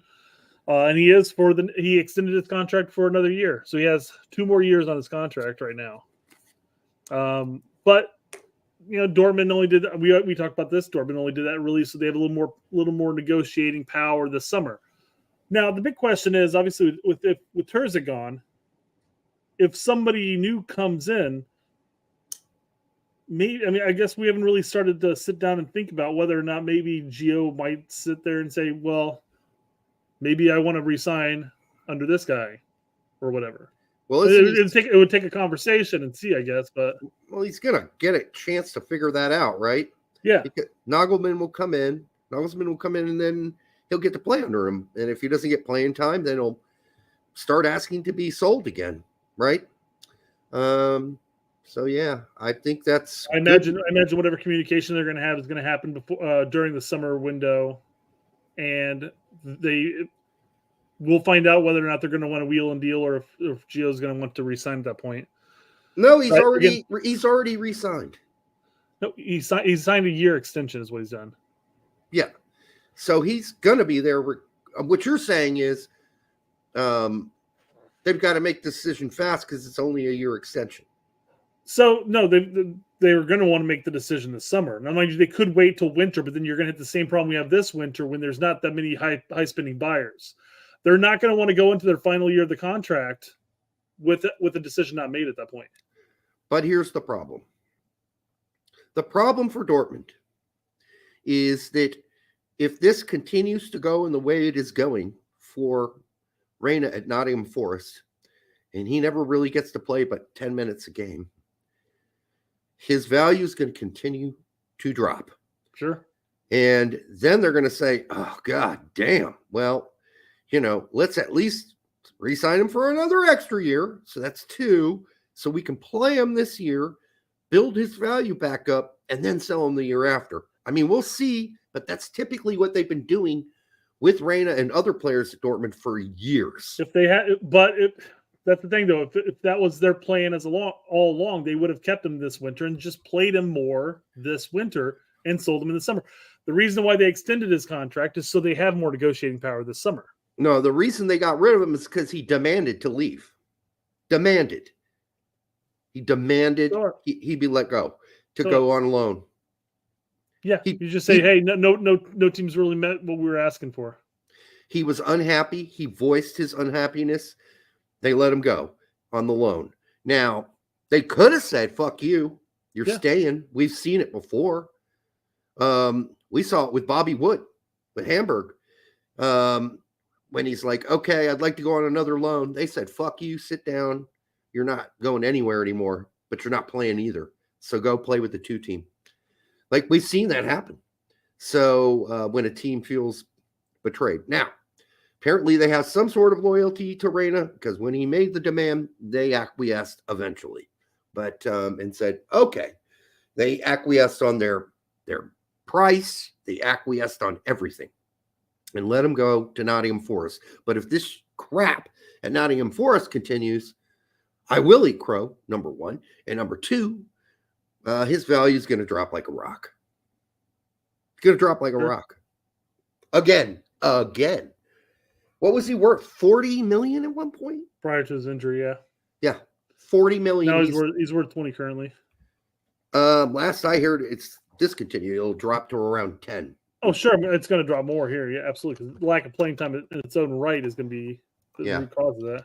Yeah, absolutely. So sad stuff. All right, does this mean we're getting into the Reyna topic? Yeah. So I mean that was a way to transition into it by simply saying that maybe the upcoming coach will be able to convince him, because obviously the board liked Gio. They liked what he was promising. There's at one point they were talking about he was going to be, the next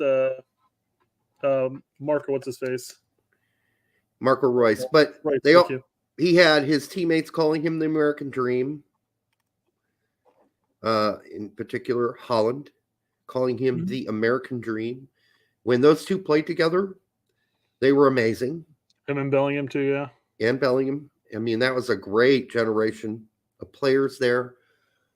And Bellingham moved on to be, in fact, maybe one of the best players in the world. Holland's moved on to be the best center forward in the world. And Reyna is mired right now in a highly questionable loan at Nottingham Forest that we thought, I thought he'd get more time because I believed in Nuno. And my belief in Nuno right now is shaken, Brett. It's shaken. Yeah. Well, God, I mean, you can sit there and you can make the argument that that he likes his top 4 options, because I'm not counting striker by any means, but I'm lumping what's his face, Origi. I'm saying that properly? Yes. I'm lumping him in there too, because he's gotten more minutes the last 2 games than Gio's gotten the entire time he's been there. Yep. So you could say, I mean, obviously Gibbs White has been playing well since Gio's gotten there. Odoi, people were talking about how Odoi finally showed up at that point. Yeah, Alonga's been good. Been good. So, I mean, Gio finding consistent playing time was going to be tough unless he came out and just flat out balled in the limited minutes he's gotten, which he's been fine. His stats are fine, but he hasn't been overly impressive yet. He hasn't had a lot of opportunities to be overly impressive. Yeah, I was getting so desperate watching the game. I'm thinking, this is like at 65th minute. I was like, Origi hasn't really been that good this game. How about we throw Reyna in as a false 9? So let's try it. Let's try it, Nuno. Let's just give it a shot. Play him as a false 9. The game was going on, and obviously I was at work, so I was actually listening to FFTV's live watch along. I was watching replay. The first half. Well, I would have watched the replay if Reyna actually got more than just a few seconds of playing time. Well, I watched it for Turner. Fair enough. That's why I watched the whole game for Turner. I wanted to see if he regained some confidence, and I would say he has. And that goal, you mentioned somebody who it was FFTV. Yeah, he had the bone to pick with Turner, anyways. he blew it out of proportion and blamed Turner, and he's always had a bone to pick with him. But it's like this is the second time he's been nutmegged. Blah blah. I'm like, well, there's nothing he could have done in that goal. Yeah, that's on the defender. Yeah. Well, no, it was Danilo that was marking him. I think, wasn't it? Think so. Yeah. And it got past him because he was ball side. I mean, he literally was. He got past him on that front. Exactly. Yeah. So, Turner couldn't have made a move out. The ball's whipped in low and it bounced right there at the 6. Yep. And it was touched ever so slightly, just enough to mess it up. And there's outside of a freak incident, there's no way Turner's saving that. I'm sorry. I mean, it's a miracle that it came off of Casemiro's head in the exact perfect angle to go between Turner's legs. Yeah. That's just bad fucking luck because Turner was in the right spot to stop it. But, I mean, all it took was a nick to change the angle completely of the trajectory of the ball. Yeah. I mean, you can't at that close range react that quickly. There's no way. He has good reflexes, but nobody's got reflexes that good. Nobody. But yeah, so like I said, I didn't watch the game, and I didn't go back and watch the game because of Reyna's limited practically no playing time there. But listening to FFTV's live watch along the entire second half, and he mentioned like a bajillion times, like the energy's dropped off. Everybody's just playing to get into extra time here. Yep. And it's not quite the same energy they had in the first half. So I'm thinking to myself, like, well, maybe Reyna will get in. Maybe because here, silly me. I thought, well, they're trying to stave off relegation in the Premier League. So I'm thinking to myself, I'm like, well, maybe I bet you this will be Reyna's opportunity. It's a cup game. This would be his chance to start. Yeah. But he came out and started predominantly the same top 3 plus than Origi. Is it Origi? Origi. Okay, and Origi instead of Adoy. So there's a little bit of change. Yates came in, and I think Yates is pretty good though. I have to say he's a runner, dude. He's everywhere. He does good stuff. I'll give you that much. Yeah, I mean he's a workhorse, and you need one guy on the team like that if you're Nottingham Forest. So listening to the Forest fans, from what I've heard, is that they're not overly high on Yates. So well, at least the ones I've listened to. I'm not saying every Forest fan thinks he was good that game. He was good that game. We haven't been watching Forest that much this season, I think, unless Turner plays. So the way it was described during the live play in the chat too was that Yates wasn't causing stupid fouls. So yeah, well, Reyna's not going to give you stupid fouls either.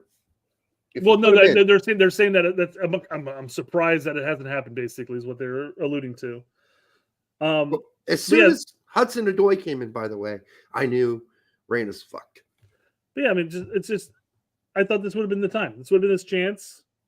I mean, I even asked on Twitter on Force's start or the roster, the game day roster, in the starting 11. I even asked, I'm like, hey, Force fans, if you guys could answer this, would you guys prefer to have rested some of your players so that way you can, I saw work on trying to stave off relegation, or does the FA Cup really mean that much more and you're willing to risk it? Nobody responded to me, which I find whatever. I mentioned how I'm also biased because I want Gio to play, but right. But I mean, maybe I don't have the cultural tie to whatever the FA Cup and everything like that. So maybe the possibility of playing Europa is enough to risk it. Here's the thing: FA Cup is huge in England, but 2, are they really staving off relegation? Are they really? I mean, yeah, there's a threat, but man, those teams at the bottom, they are awful. Well, it would be a miracle if any of those 3 managed to find a way to not get relegated. So Luton Town is only 4 points and a game in hand under Nottingham right now. So let's throw out the most craziest thing, and let's say they win their game in hand. That puts them 1 point under Forest. Forest has to go to Luton to play, so they're playing away to Luton. Still, after Liverpool, that's their next match. They're playing on the road to Luton. So, well, they're going to lose against Liverpool. Let's be clear about that. the way Liverpool are playing right now, There. and the way Klopp's exit has really energized the team, which could have been the opposite way, but it's very apparent the players love that guy. Which, God, you know, Greg could learn a lot from a guy like Jurgen Klopp. You're really good. But you know what? When you just don't have that, you don't have it. Like Greg could never be Jurgen Klopp. He couldn't be Pep either because Pep's a fiery motherfucker. Like, I mean, really? Does this guy have a pulse?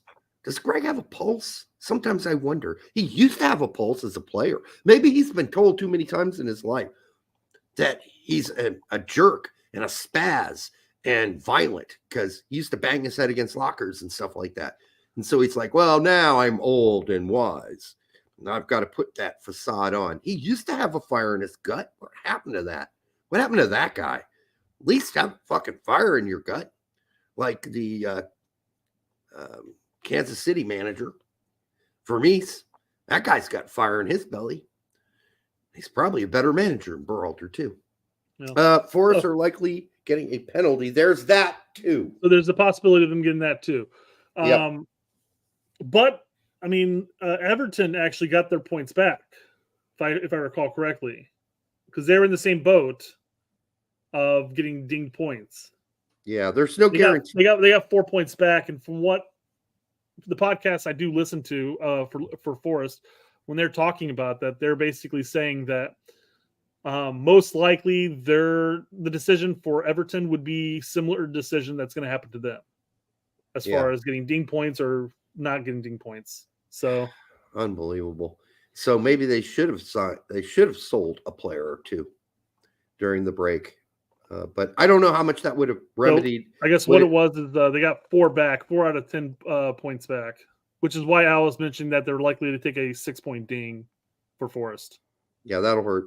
If that's what happens. We don't know. So, it's hard to compare the Everton situation to Nottingham Forest because they're not exactly the same, but they're close. So maybe it could be 6, it could be 4, but 4 is even bad right now. Let's assume that they get ding 6. That puts them at 18 points, which puts Luton Town at 17th out of relegation. They play each other next week. Big game. Massive game. Mm-hmm. So, but again, I guess my point would be, I mean, I would have rested players. So I would have rested a lot of players to this match and said, screw the FA Cup. Let's treat it like the US Open Cup and just say, whatever, it's not worth it. We don't really know, though, what the legal team is feeding down to Nuno. They might be telling him, nah, we're not going to get a penalty. Go for it. Sure. That's true. It could be. It could be an issue there, yeah. Yeah, they were like, go for it, dude. Just go for it. Like, FA Cup's huge. It'll get us into Europe next season if we win it. I don't know why they ever thought they had a legit chance of winning it, but maybe they did. Al Weinstein, Everton's penalty was from 23 and applied this year. Both teams are facing investigation for financial fair play violations scheduled to be processed this year, so Everton may lose 6 more. Yeah. I don't know. Listen, I mean, I wish we had the details but we haven't really seen any published details of the problem. We generally all know what the problem is under FFP. The question is, to what extent did Everton violate them compared to what extent did Nottingham Forest violate them? Because the punishment is based on the extent of the violation. More violation, bigger penalty. Little violation, little penalty. Because there's not a one penalty fits all decision generally. We've seen other teams get away with this with almost no penalties and a blind eye. Like the big clubs seem to get away with it a lot more. Man City, I'm talking to you, Chelsea. So you only care about Gio. Yeah, I don't care about Nottingham Forest that much. You don't care about Forest. I don't care about Forest at all, actually. I mean, no. I want any team that has an American player to not get relegated by any means. And yes, while Gio's not necessarily tied to Forest's outcome, Turner is. Right. Although that could be good for him, quite frankly. But Mike, I mean, I don't think Sells would necessarily get relegated with Forest at that point. There are only two teams I watch, and I would watch them whether they had Americans on them or not. And that is Fulham, of course, who I've been supporting for 26 years, and Leeds. I watch the Leeds games. There are no Americans on it. I watch them anyhow. Well, and see, that's the difference too. I watched every single Leeds game whenever when Adams and Brendan Aronson was there, and then obviously when Weston got there too. Watched every single one of them. They're no longer there. I don't watch them. I don't care. I see that they're doing well, and I know that BA is still technically signed there, and he could end up back in the EPL next season. I'm also, however, a fan of the manager of Leeds, Farke. I like Farke. Yeah, I'm a Farke fan. But you were while they were still in the EPL and everything, like you were talking about how you became a big fan of I did. Leeds, and it didn't even matter until Farke didn't come until this season, right? No, I still was watching every Leeds game anyhow. Exactly, that's my point. Yeah, so it's not just because of Farke, but you already became a fan of Leeds. Yeah, and I kind of was a fan of them before because they've always had a lot of American players on Leeds. So I've been watching them for a while, going back to Eric Lehigh was there. Anyhow, I mean, he was in Forest too. But I never really became a fan of Forest. The only thing I like about Forest is their history. I'm a history freak, so I love the fact that Nottingham Forest is back in the Premier League where I think they belong, a club with that historical name. But other than that, that's the same reason I want QPR back in the Premier League. But this is somebody who was watching, Division I soccer in England back in the 80s when I could get my hands on it, So there's that. So closing statements on Reyna. Sucks that he's not getting time. I still think he will get some time. And not that I'm praying for anything to happen, but injuries do happen, even slight ones. But like I said, he'll get time. He just has to take advantage of the limited time he will get. It's not going to be mind blowing of a loan by any means. He's not going to rock Forest to contenders by any means, but he needs to make do with what time he gets when he gets it. Hey, no, that's a good summary. Am I getting nervous? Yeah. I'm not panicking yet, but I am getting very itchy and scratchy. Itchy and scratchy show. Worst case scenario, he ends up back in Dortmund. Yeah, but again, he might learn something still. I am very disappointed, a little shaken by Nuno's decision so far. And it's actually proving that Tact was maybe right about the fact that Nuno really wasn't that excited about having him in the first place. And somebody, yeah, I'm in that boat where maybe it wasn't necessarily Nuno's decision to bring him in, but somebody had mentioned also about Nuno, and I've followed him up until Gio went to Forest. I mean, even when Turner's there, I wasn't really paying attention. And I know Nuno just got there recently, but they were talking about his time in the EPL, where basically he's very stuck in his ways with his players, and changes don't often happen. Okay, well, I mean, this is a guy it's the guy that played Odasawi. You don't have to play young players like that. But he did. He gave Odasawi a lot of chances at Wolves when he was there. And what he did with Wolves, I think, was pretty impressive. At least for 2 seasons, he was a very impressive manager. Now, his last season at Wolves, I think he was prematurely fired. But, okay. Listen, every manager has a fault. And I'm starting to figure out what Nuno's are for the first time. But happy for Matt Turner that he got to play. The other goalkeeper for Nottingham Forest has not been great. So is there a chance that Turner could play himself back onto the starting lineup? It's possible. I mean, he can't play himself back on now because he's not going to be playing any more games. Any competitions, yeah. So he's out of games. So he's going to have, and this is not something you wish on somebody, but he's going to have to hope the other guy it's relegation or injury at this point for him. Flubs up in a bunch of games. Oh yes, that too. Yeah. Yeah. Let's hope that before either of the other two, I guess. I'm going to grab a ginger ale real quick. It'll take me 5 seconds. Be right back. Okay. I'm covering it so you don't see my ball sack. Thanks for the narration, Derek. We all need to hear that.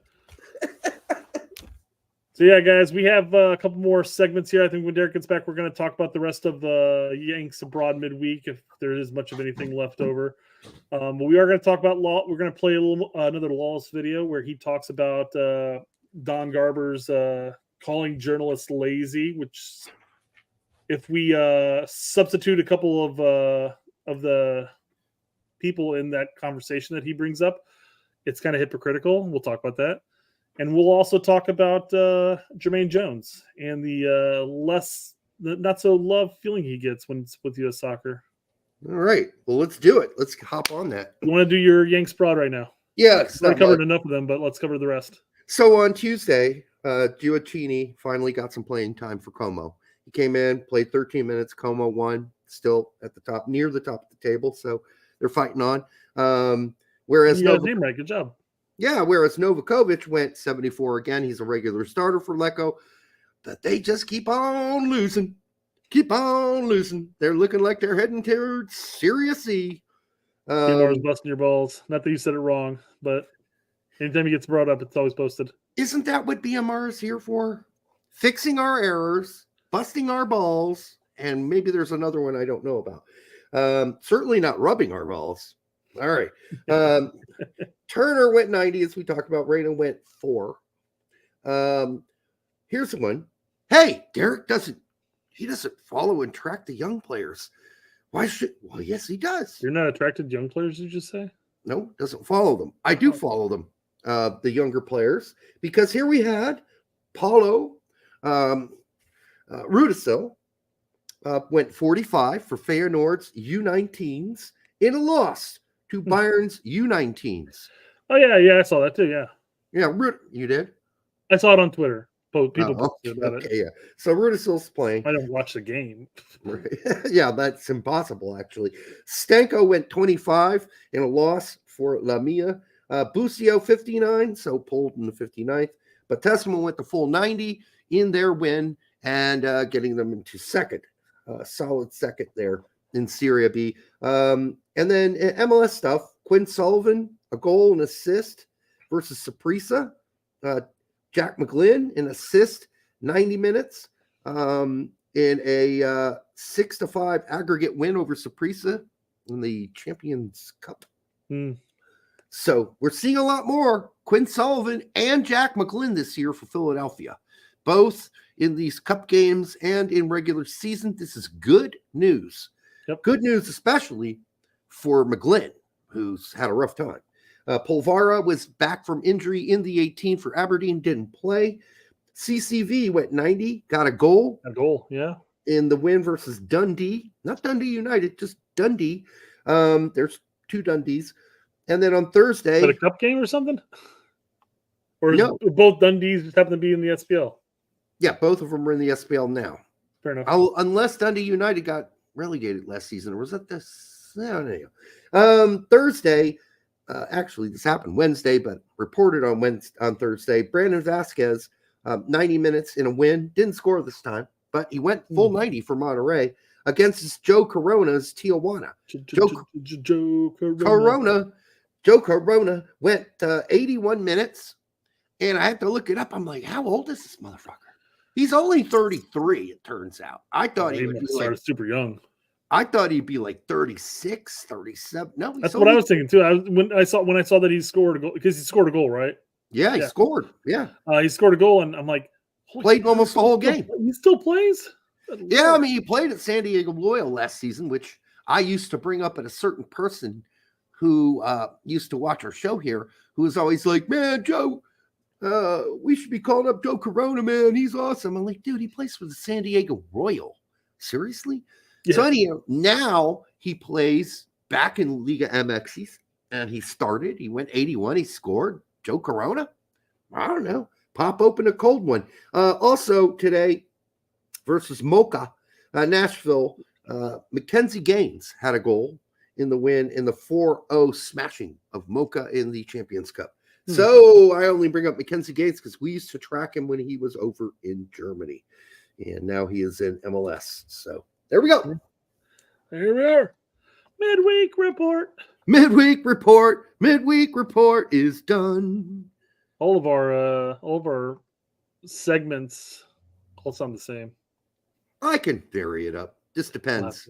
We'll have to mix and match it. Okay, so everybody's familiar with I believe we covered the whole Don Garber calling journalists who only cover the Messi topics when they talk about MLS as being lazy. Yeah. And Lalas dealt with that issue too, right?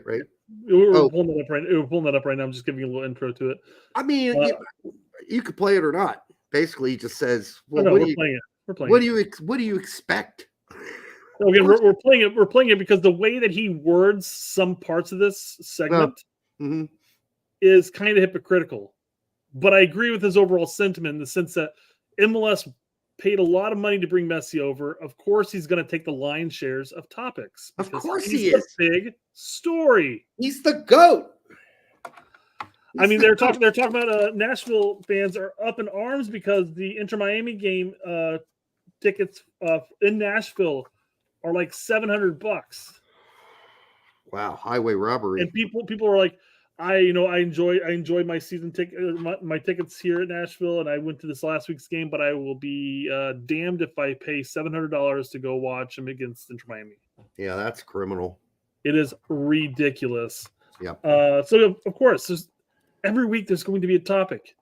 You have Messi who scores a game-tying goal, at the very end of the game or whatever. It's going to be a topic to talk about. Yeah, against my Galaxy. So Lalas has some words, and he's trying to tiptoe because obviously him and Garber are perfectly good friends. They hang out. No, they're not actually. They're not. No, during halftime in the All-Star game, every year for like 3 years in a row, Lalas was the one interviewing him at halftime. And then the last time Fox carried it, Garber requested that somebody else ask the questions, and Lalas disappeared off the set at halftime. And of course, I remember that. Yes. Yeah. So Garber doesn't like Lalas anyhow. So yeah. I mean, well, at least he doesn't. He should have been a little more choice with his words. There was also a very famous press conference that Lalas asked a very tough question to Garber, and Garber was pretty upset with him for asking the certain question that he asked at the press conference. Can't remember what the question was. No, I don't think they're best friends at all. I really don't. I just the number of years that he's been covering MLS and he worked in MLS and played in MLS that they would have been solid boys. Oh, he's all chummy with Berhalter. They go out for dinner after every interview that Berhalter does with them. They go out to restaurants and fancy restaurants together and shit. So yeah, take any coverage of Greg Berhalter by Greg Lalas, by Alexi Lalas, Greg Lalas, as with some certain degree of salt, much salt. All right, so let's hear what he has to say about this. All right. Calls out media and calls out reporters and calls out writers for being lazy because they are talking about not just one of the greatest players ever to play the game, who happens to be playing in Major League Soccer, the league in which they were reporting on, but one of the most famous people on earth. Probably the most famous. It's a little rich. It is a little rich, yes. Well, I mean, we talked about the ticket prices and how much they've increased and what Apple's doing with it and all that stuff. MLS wants to profit off of Messi, but guess who else wants to profit off of Messi? The journalists. Journalists want the clicks. They want the attention. They want people coming to view their article. Of course, they're going to talk about Messi. Yep. Because it's going to go viral. Depending. So, or it has a chance to. I mean, you're going to write an article about Duncan McGuire. I'd put a clip up that I did of Duncan McGuire. It has 79 views. There you go. I think it probably has more than that now, but I mean, 81. Not many. No one cares. Nobody wants a report on Duncan McGuire. Nobody wants a report even on Ricky Puig. Seriously. The best player on LA Galaxy is ignored. What do you expect? Exactly. This is rich. Is Don Garber just into self-fucking himself or self-screwing him? God, it's too late. I already said it. Screwing himself. Is that what he's into? Because on top of this, he's already screwing their reputation, MLS's and his reputation, by being the anti-US Open Cup guy. Yeah. Yeah, he's a dumbass. And you know what? This is a guy who's been involved with sports and sports management his whole life. You'd think he'd be a little better at this by now? Guess not. In his old age, he's getting a little arrogant. Little arrogant? No, okay, a lot arrogant. A lot arrogant. Yeah. It's a little rich from Don Garber. And again, I know that he respects the media out there, and he better, because guess what? There's not enough of them out there. Yeah. And most of these men and women, they work their ass off day in and day out. Many to tell the stories that Don Garber is talking about, whether he realizes it or not. And I think he does. But whether he realizes it or not. And because Matt Doyle can't do it all by himself. Yeah, basically. Yeah. There's too few of actual sports journalists out there that are covering this league. And they're doing the articles that Don Garber wants. But again, how many views do you think a Nashville paper, online paper, Nashville Inquirer or whatever, I don't know what it is there, Nashville Times, how about that? How many clicks do you think? Well, Nashville beat Charlotte Clit today 4-0.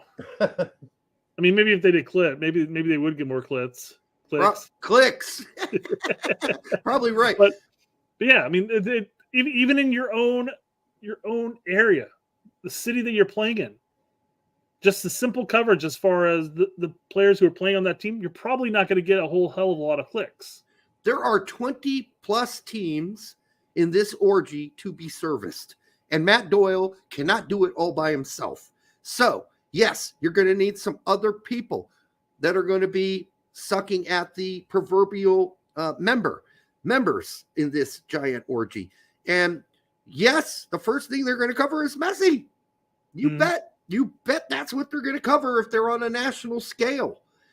That's what Doyle is doing. He's doing national coverage. He doesn't cover one team, he covers the league. But if you're out there covering the league, you're going to cover the biggest thing in the league, whether it be, in this case, Messi, or in the other case, Don Garber being a complete dick face and trying to basically sabotage the U.S. Open. So those are going to be the topics that people cover. So from this point on in this segment, I want you guys to start. I want you guys to do a little mental exercise here. Whenever he's talking about like Don Garber calling people lazy, journalists lazy, just think of him saying journalists. Okay. And instead of lazy, substitute that with toxic. And instead of calling the journalists lazy or toxic in this situation, he's calling the fans toxic. Because it's the exact same scenario that we experienced the last 2 or 3 years, where we would have some criticism, even those of us who make content, or just regular fans would have criticism about the team, and then you'd have everybody under the sun that has a blue check mark next to their name back in the day, or a pundit of some form, would just flat out state, "Oh, the fan base, man! Oh my God, it's so toxic. They're toxic." What's the difference? Yeah, not sure. Garber's calling journalists lazy, and journalists call fans toxic. You can't generalize, right? That's what we've said so much. I don't read Jeff Carlisle's article about blackmail and then say all journalists are pieces of shit or misleading cunts. I don't do that. Oh shit! I said the C word. That's probably we do say all journalists throw softball questions to Berhalter and pressers, and then we have evidence proving that. But we've explained why. We've explained why they do, and we can't even go.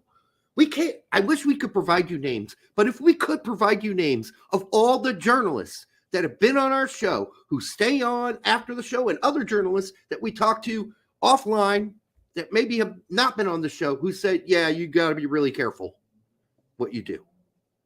Mm-hmm. I mean, if we had a dime for that, I mean, we'd be pretty. I mean, we could buy a hamburger. We really could. Yeah. And so this notion that, listen, what I'm saying is the journalists that interview U.S. Soccer and Greg Berhalter, you got to give them, you don't have to give them a pass if you don't want to. You don't have to. You can say they're all suck-ups. And some of them generally are suck-ups. Mm-hmm. And plants for U.S. Soccer. But majority of them are just trying to do their job, okay? And they can't do it because they got to walk on eggshells, because if they don't ask the question in the right way, and if they are hypercritical, they will get banned. They will be banned. They will not be allowed to ask questions. We mentioned the guy from St. Louis who's banned. The guy that wrote for the St. Louis, whatever it was, paper. And he's like, well, fine. Then I won't cover soccer anymore. Screw you. Yeah, it's real, people. You guys all know that watch this show. You guys know that. Mm-hmm. But there is still a segment of people out there, Brett, who are like, oh, that's baloney. There's no, you can ask whatever you want. No, you can't. And how many of these journalists have told us that when they've asked they get the shit eye from Greg? The shit eye. And then they don't ever get called on ever again to ask a question. It's real, folks. It's real. And these people come to us and say, can you believe how bad it is? And I'm like, yeah, I used to be a journalist. I know how bad it is. I could have warned you how bad it is, because it was this bad under Galati too. Nothing's changed. You cannot be critical of U.S. soccer. And in Garber's case, you can be critical of MLS, but I don't think they care either. But at least they won't ban you, I don't think. We covered the one Chicago guy who's had press badge for a couple of years, and then got his press badge revoked due to an article basically said Chicago hasn't earned your viewership. Oh yeah, that guy too. Yeah, so you can't get banned by MLS too. Yeah, they're both very super sensitive. They apparently need to put a condom on because that makes it less sensitive. Pre-used one, right? Yeah. Right. Yeah, go ahead. Let's hear out Lalas here, and then we'll talk about that real quick. And to lump everybody in together and to call them lazy. Toxic. If you are a member of the media out there that works your ass off day in and day out to literally spread the gospel of soccer, and in this case, MLS. Mm-hmm. And the commissioner is calling you lazy because you're talking about Messi. Journalists are calling that's a no-go for criticizing them. And again, it's a unforced error and an unnecessary type of hit. So at what point did Lalas call the fans toxic? He wasn't as massive of a proponent as some of the punditry out there. I did have to take a look, and I really could only find one instance that he even mentioned the word toxic that wasn't related to politics. But then he did call tax solus. He did, yeah. Oh no, he mentioned it. I'm pretty sure he mentioned it on. He mentioned it several times on State of the Union, actually. And yet, you've got Herc. Actually, this is the second time he's referenced tact in his show. This was on Monday, the Monday show. So he's not that toxic, unless Herc is toxic too. But yeah, to label all fans as toxic, or a certain, the critical fans, the fans that are looking at this critically as toxic, and labeling all of them as toxic is absolutely stupid. And yeah, he needs to follow his own lessons here, and so do others who say things like that. The last few seconds of this real quick, and then I'll pull up the tweet just to show you what I'm talking about as far as the comparison between the two. To talk about the people, the very people that are going to spread that gospel and do it for very little money and very little attention and certainly very little fame out there. I mean, that's just not a good look. I agree. Yeah. This is why we've been nonstop about the people who constantly called everybody toxic. Yeah. Don't generalize. I try to deal with everybody as individuals. I don't ever say, well, this guy represents a whole group of this massive group of people. No, he might represent a handful of people, 2 or 3 others that think just like him. Like when we talked about all the people that said Gio should never play for the U.S. men's national team again because what his parents did, we attacked them individually for their comments. We didn't lump them into it. We said, this guy, this dipshit, that moron, that idiot fuck, that fucking saggy ball motherfucker. We took them on individually. So I think that's the way to do it. Now, it's hard to do that if there are hundreds of them, but I try to do it as much as I can. Yeah. So this is back in July 13th. Nathan here says, why is there so much division amongst U.S. men's national team fans? Like there are people who are happy that we lost last night because it's weirdly validates their disdain for certain players, etc., etc. It's hard. It's becoming harder to want to still be a part of this community if that's what the fan base is like. Jesus, what a whiny little crybaby. So let's just make sure he's not a fan of ours. So that's always the base argument when you hear this, you can automatically assume that the word toxic is going to come into play because that's all it's leading it up to. Why is there this fan base over here that's saying these negative things that I don't like? Man, they're toxic. I don't think this guy's ever had a hard on in his life. But I mean, it's because he is so soft, Brett. Yeah, he's so soft. Well, the argument we always make is like, well, clearly this person was never around during the big soccer days. Yeah, I mean, that was fucking brutal. That's definitely harder than any of the stuff we see on Twitter. You know, the hashtag Berhalter out, fire Berhalter, white beater this, white beater that, whatever. That's child's play. That's child's play to old school big soccer. This is gentle pillow stuff compared to big soccer back in its day. I don't know. I mean, to me, I hardly ever get offended reading anything on Twitter or moved or upset. I never get upset. I might think, what a jackass, but that's as far as it goes. But in big soccer days, people came at you. They called you names. They fucking, they called your mom name. I mean, it was brutal. It was an all-out war. See, I get that's good. It's not good. I get annoyed on Twitter every now and then when Yanks abroad and his trolling is just bad. Like, dude, Yanks. Do better. Yeah, this is awful. Stop it. Think about what you're going to say next time. Come on. Well, I just laugh normally and go. Well, that's what I'm saying. I usually laugh at it. I'm like, yeah, whatever. It's banter. But then like, what a clown. But yeah, it's just like it was like he was bagging on Turner. I'm like, I didn't even go into it because I was like, dude, what do you expect him to do? This is a bad troll job. Do better. Mm-hmm. That's what I always say. Like, if you're trolling, this is just actually pretty poor trolling. Yeah. So Lalas responds real quick, and this will be the last thing on this subject here. But he says, it's American soccer. We eat our own. Our insecurity and inferiority complex is legendary. At times, it can be ugly, exhausting, and toxic. It hurts, but it's not fatal. Well, at least he said it's not fatal. It certainly isn't fatal. Well, if there's one thing you could say about Lalas is he's got thick skin and he doesn't take anything, No fatality. Look at his political views that he puts up all the time. You're like, well, that takes some ball sack because who wants to get involved in that discussion these days with how toxic that is? Now that's toxic. If you want to call it toxic, that's pretty bad. That's a literal divide.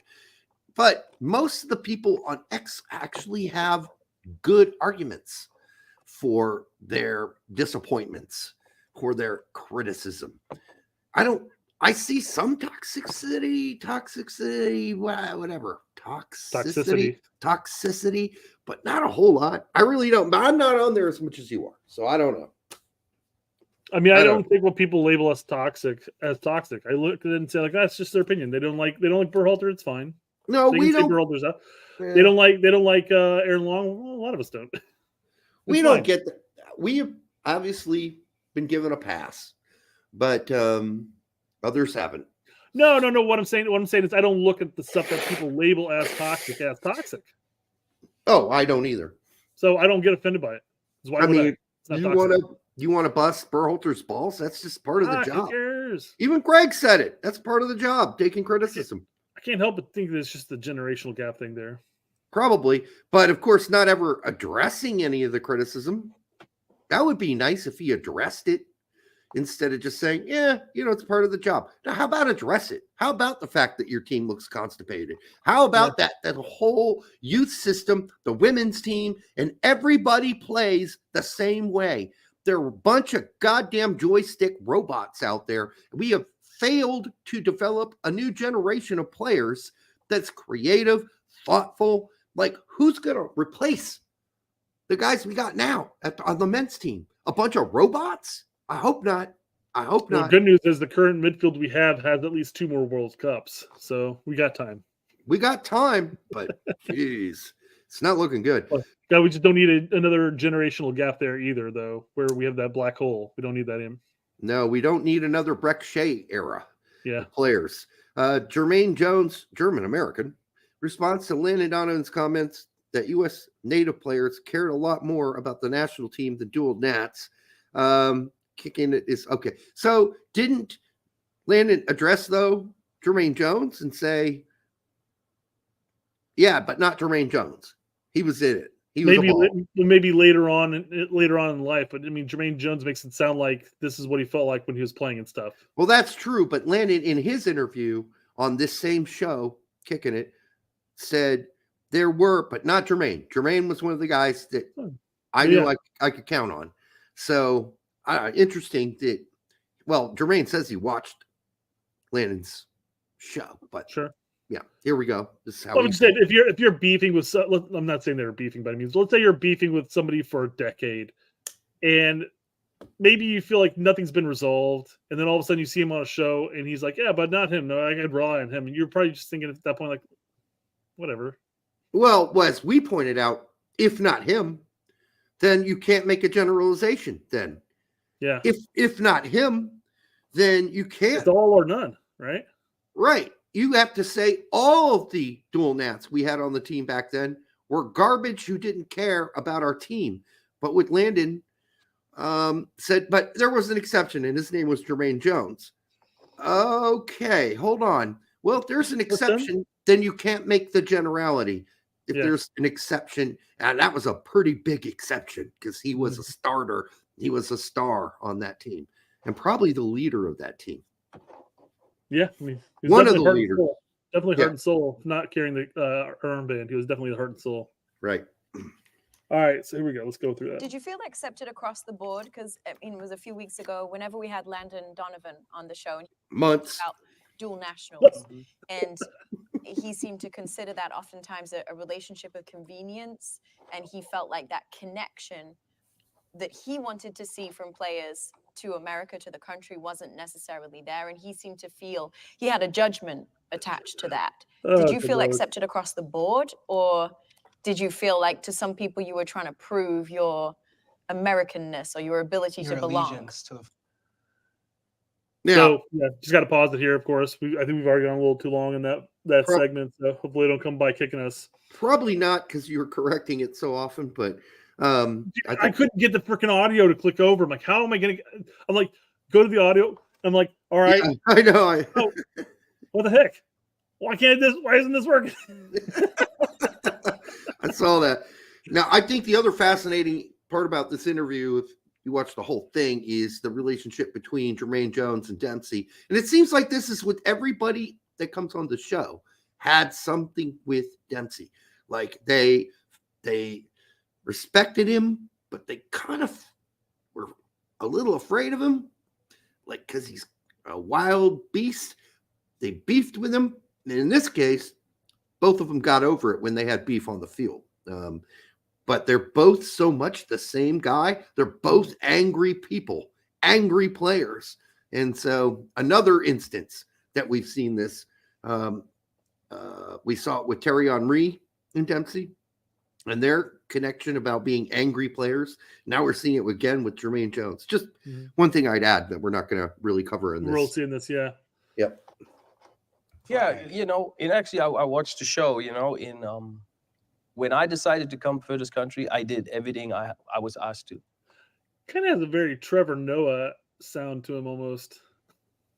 Yeah, but that's because a Dutch accent and a German accent in English are similar. And Trevor is from South Africa, where that prevalent accent, because of the Dutch influence, is overridden, has somehow found its way into the English accent. That's also in South Africa. So I'm just explaining it, why it sounds Mark's claiming he sounds nothing like Trevor Noah. And just that little clip right there just made me think of it. It's a little bit. I mean, obviously, Germaine Jones' accent is way thicker German, whereas Trevor Noah's is way thicker South African Dutch. Oh, of course it's going to be different. I'm just saying. Yeah. I tried to learn the language. What was not good at the time. I tried to be like everybody else who's born and raised here, So but then I just saying it's still there, but yeah. Yeah. I don't feel like the same, like how you say, appreciate it, from what I did, because I was not born here, but I never did anything wrong. So you can say some of the guys, are they appreciating to play for the country and then they're leaving after the World Cup, like what he said? Mm-hmm. Then I turn it around and say, like, are you thinking I get the same appreciation like I would get if I will be born here? So he goes on to clarify this, Brett, later on. It's not in this clip. The appreciation that he was lacking in many ways wasn't really so much from the team. It was really from the media and U.S. soccer. Because, U.S. soccer back then would obviously feature the stars. They would feature in the commercials and the billboards that they put up. It was always Donovan. It was always Dempsey. Never him. And he felt like he was a really important part of the team, if not behind those two, the most important player of the team after them going forward.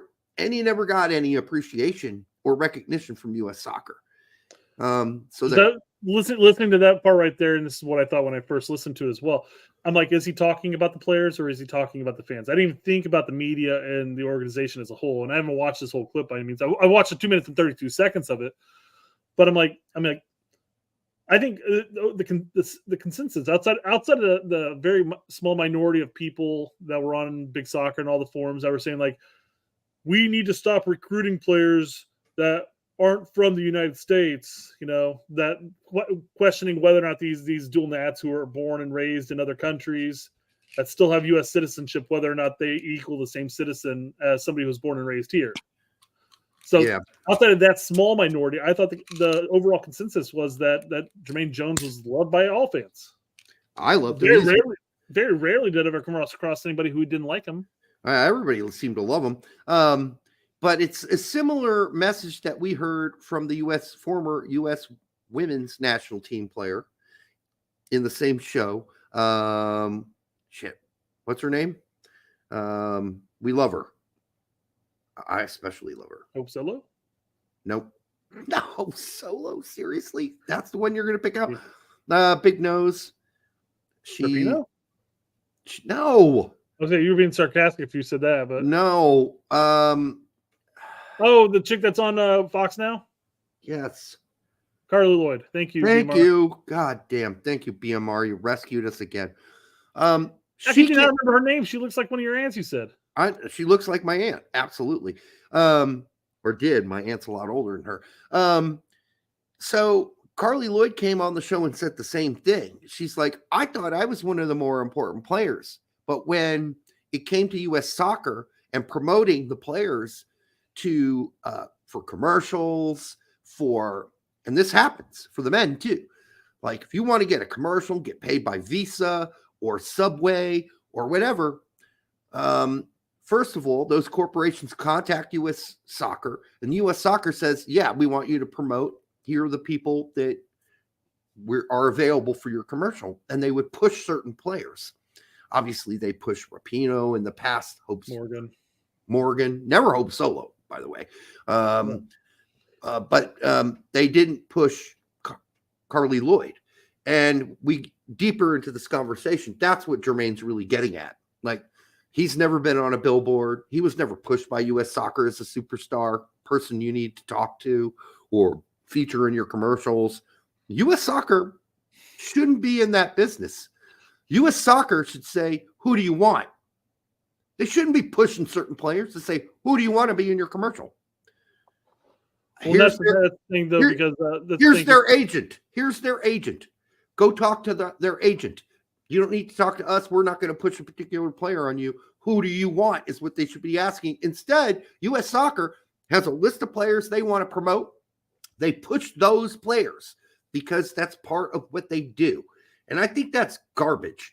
I think it's garbage, and why you're only going to ever see Pulisic be pushed in this current generation. No. And McKennie, McKennie and Pulisic are the two players that U.S. Soccer pushes now. But why not other players? Why not? I don't know. There aren't a whole hell of a lot of advertisement for the men's side anyways. How many sponsors do you really see out there? I mean, that was heavy on the women's game because there needed to be some money in beginning, and there needed to be an influx there. So guys are all off in Europe doing their own thing. I mean, the girls are at home playing in WSL. I mean, who did U.S. Soccer push for the women? Rapinoe and Morgan. Yeah. No, nobody else got any limelight, hardly at all. But I almost wonder, though, if that was a U.S. Soccer decision, which it might have been. Still, it was. It was. Or was it a sort of a thing where the advertisers really didn't care? No, Carly Lloyd said it was pushed by U.S. Soccer. The advertisers came to them and said, "We'd like to do a commercial with one of the women's players." Sure. And they pushed certain players at those advertisers. So, these are the superstars. Well, that's my point, though, right? My point is, and yes, and quite frankly, I mean, Morgan and Rapinoe were the names in the papers for the most part. Not saying that they were the best players on the pitch or the favorites among the fans. Why were they the names in the papers? Because they're the most vocal, I guess. No, they weren't. Not necessarily. Rapinoe was. Morgan's not that vocal. She just tagged along, like on the late night shows. Who does U.S. Soccer pick from the women's team to do the late night shows? Morgan, Rapinoe. Nobody else. No one. And so, yeah, this was. I mean, Morgan had her Sports Illustrated swimsuit edition out there, and that was probably what made her a favorite amongst advertisers for the most part. No, U.S. Soccer pushed them. They pushed them. Is there no other woman on the United States women's team with a good body? Just Morgan? She's the only one with a good body? No, there are other ones, but they didn't. They chose. U.S. Soccer chooses who to focus on. They usually pick one or two players. That's it. Those are the players they're pushing to push out their idea of who the superstars are. And we see this in who they pick as their superstar player every year, too, by the way, for the U.S. in their whatever awards they give out. So I'm saying it's planned, Brett. It's planned. It may be planned from the get-go, Derek. I'm just saying that of outside of U.S. Women's National Team fans, the faces of U.S. Soccer, whether or not it was pushed or whether or not stuff that they did extracurricular, whether it was the agendas that Rapinoe was fighting for, or if it was the the commercial aspect of Morgan in its own right now, is that would probably be the ones that they'd want to push, because again, you could throw any number of players out there. Hey, I'm so and so for the women's national team, and people are like, a lot of people will sit there and go like, I don't know who that is. Well, why don't they know who they are? Because when they pick the two players to go to do the late night shows, they pick the players they're pushing. And then after the game's over, who gets to do the interviews? The two players or the one player they want recognized. And if you do it enough times, the media just get on board. And so do the corporations. Like, oh, those are the star players. When they're not the star players. They're seriously not. Morgan has not been that great for a good period of time now. And Rapinoe has not been very good for very long. Hardly even close to the best player in the last World Cup. So it is what U.S. soccer pushes, and they push it early, and they push it for a long time. It isn't just like if we're talking about who the real stars of the team are, no, that's not true. It's pushed by U.S. soccer, and that's how it goes from there on out. And then that's been built up, and then by the time the corporations come along and say, hey, we need to do a Visa commercial, we need to do a sub sandwich commercial, they pick the ones that U.S. soccer's been pushing for 4 or 5 years. I'm saying it's planned. This isn't osmosis. This isn't a natural thing that happens. And that's what Germaine is saying here too. Germaine's saying, oh, they pushed Donovan. Well, how about the rest of us? And I didn't feel like being one of the best players on the team. Donovan and Dempsey got all the attention. I didn't get shit. Nobody ever talked about me. Nobody ever asked me for an interview. Okay? Nobody said, oh, Germaine, you're the voice of this team after this game's over. You be the vocal. The guy doing the interview after the game's over, the post-game interview. Never happened. So it's very, very calculated by U.S. soccer. That's all I'm saying. I would sit there and say that Donovan was the face of U.S. soccer for a good chunk of time and wasn't necessarily pushed. It was because he was a star player on the team. He may not have been the star player every single year, and they should have spread it around. Not disagreeing with that.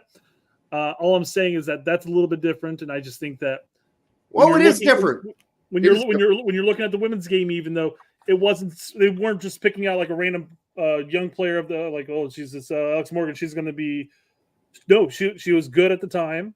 They started pushing her, and then it just grew from there, and all of a sudden they became the faces of women's soccer. Whether or not it was warranted or not, that's not what I'm arguing. No, that is exactly what happened. Whether it was warranted or not, they were pushed to the point where they became the faces of U.S. women's soccer, whether they deserved it or not, because was the plan. My point was, and this is the same thing with Donovan, my point was there was already the talent there, and he was already becoming a star. Morgan and Rapinoe were young talents at one point. They were becoming stars in their own right, so U.S. soccer pushed them, and at some point you just keep pushing. Now they should have, again, pushed other people. What are we disagreeing on? I don't even know what we're disagreeing on. What are we disagreeing on? We're saying the same thing. You're saying, but the thing was, is like you said that this was dictated from the get-go. And my point was that there was the reason it was dictated from the get-go is because they're already promising and star talents on the team at that point is when they started getting pushed. Yes. And they fit the mold. In Morgan's case, good looking, right? Yes. Can you say the same thing, even though she was probably the best player on the team for years about Carly Lloyd? I don't think she's bad looking. I think she's a very attractive woman. But is she Morgan? No. Is she an outspoken person like Megan Rapinoe in the press about all kinds of social issues? No. She's a quiet, self-reserved person who keeps to herself, puts her nose to the grindstone, works hard, and wants to win. She got no attention. Like, it's amazing. The only time, I don't think she ever was on any talk show late at night, the late night talk shows. She was never picked to represent the U.S. in an interview anywhere. That's fine, but that's pre-planned. And at some point, I think you have to, if you're U.S. soccer, get out of the business of pushing players. What you need to get into is say, listen, you want to do an interview? What do you want to talk about? This is the best person. She's the most knowledgeable.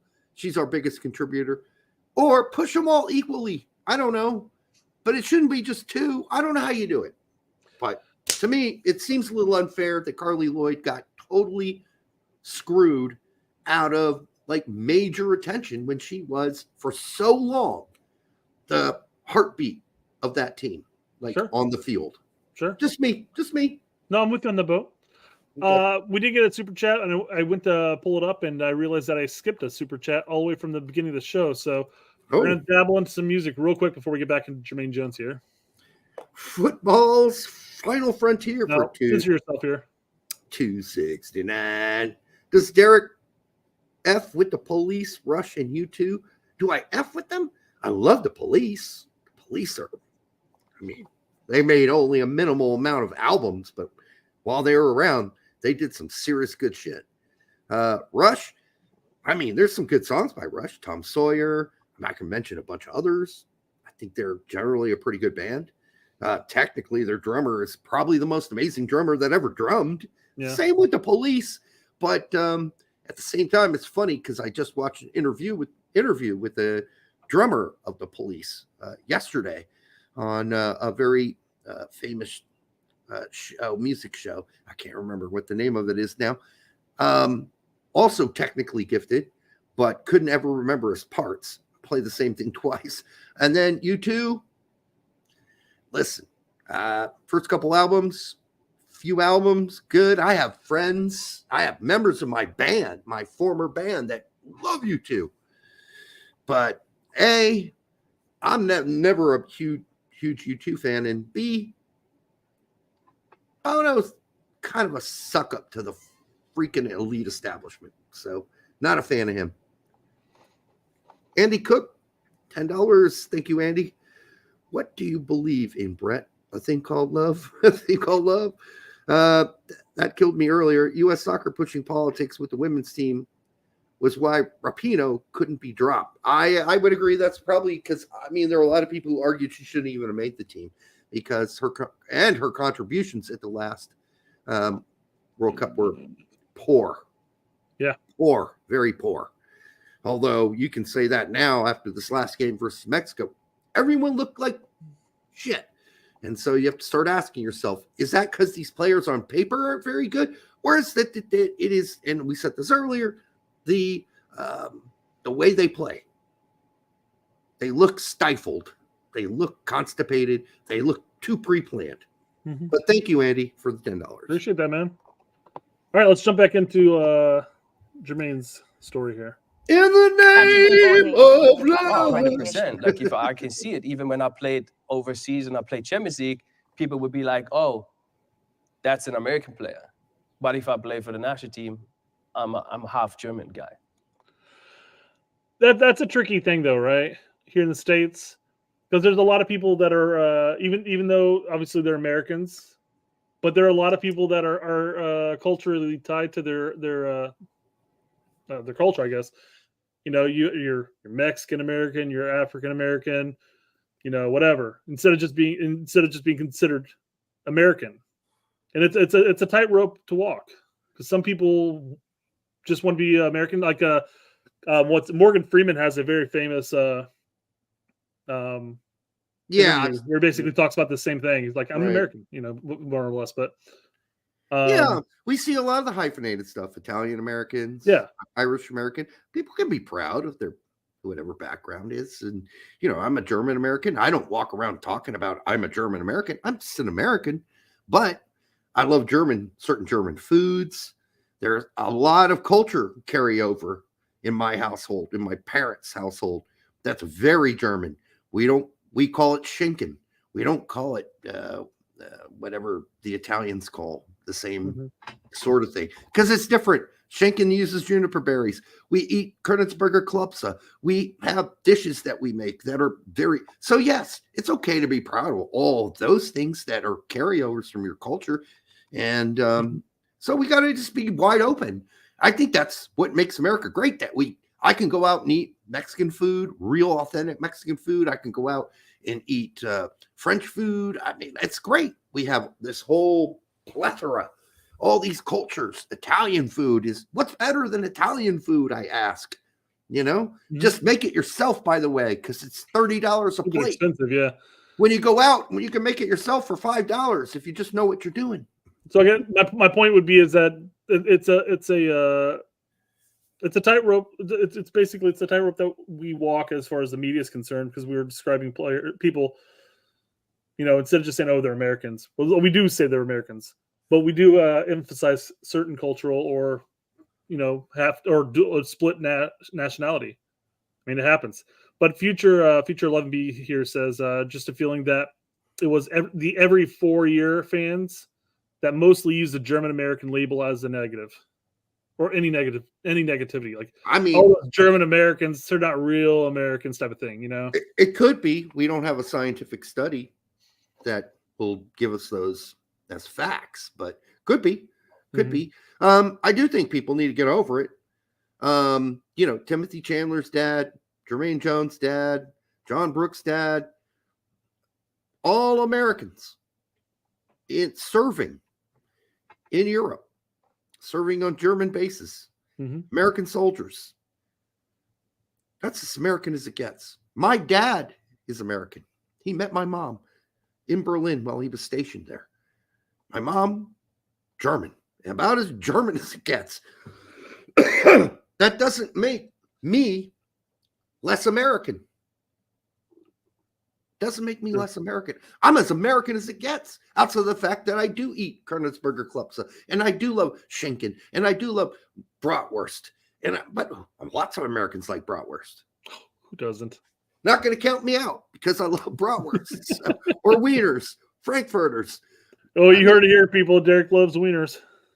I love wieners, especially my own. I'm way too focused on my own wiener. All right. And that's where I would say I have a problem, because now I work with we talked about this yesterday a little bit. Now I'm working with the youth system, right? Especially when I worked with the U19s, the majority of kids, their parents are not Americans. They maybe live here now, or they're adopted and they have different stories, but they connect actually more with me than somebody else. That's through our whole system. Look at our starting 11. Okay. Jedi, dual nat. Turner, dual nat. I mean, technically, right? Richards, no. Ream, no. Okay. Let's go out wide. Dest, dual nat. Musa, dual nat. Cardoso, dual nat. Pulisic, dual nat, technically. Weah, dual nat. Musa, Flo, Balogun, dual nat. Pepe, dual nat. Everyone's a dual nat. Get over it. Get over it. If you got a problem with that, get over it, because that's how the world works now.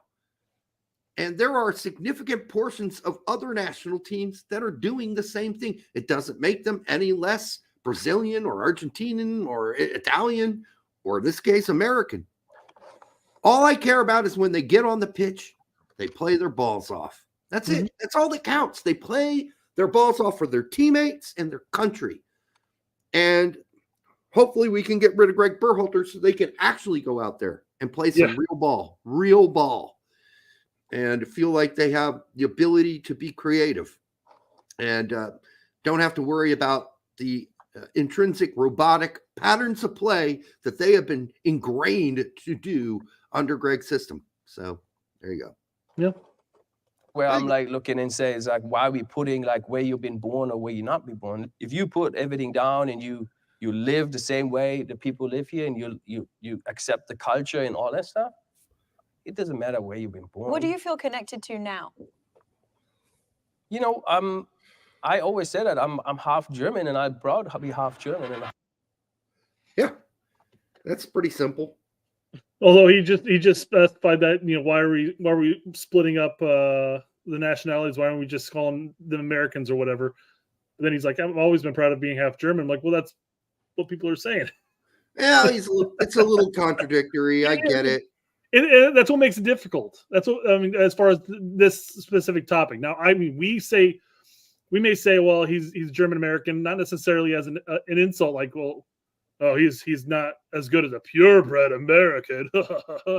But we're sitting here saying, like, we're just adding the descriptor that a lot of people prefer to have.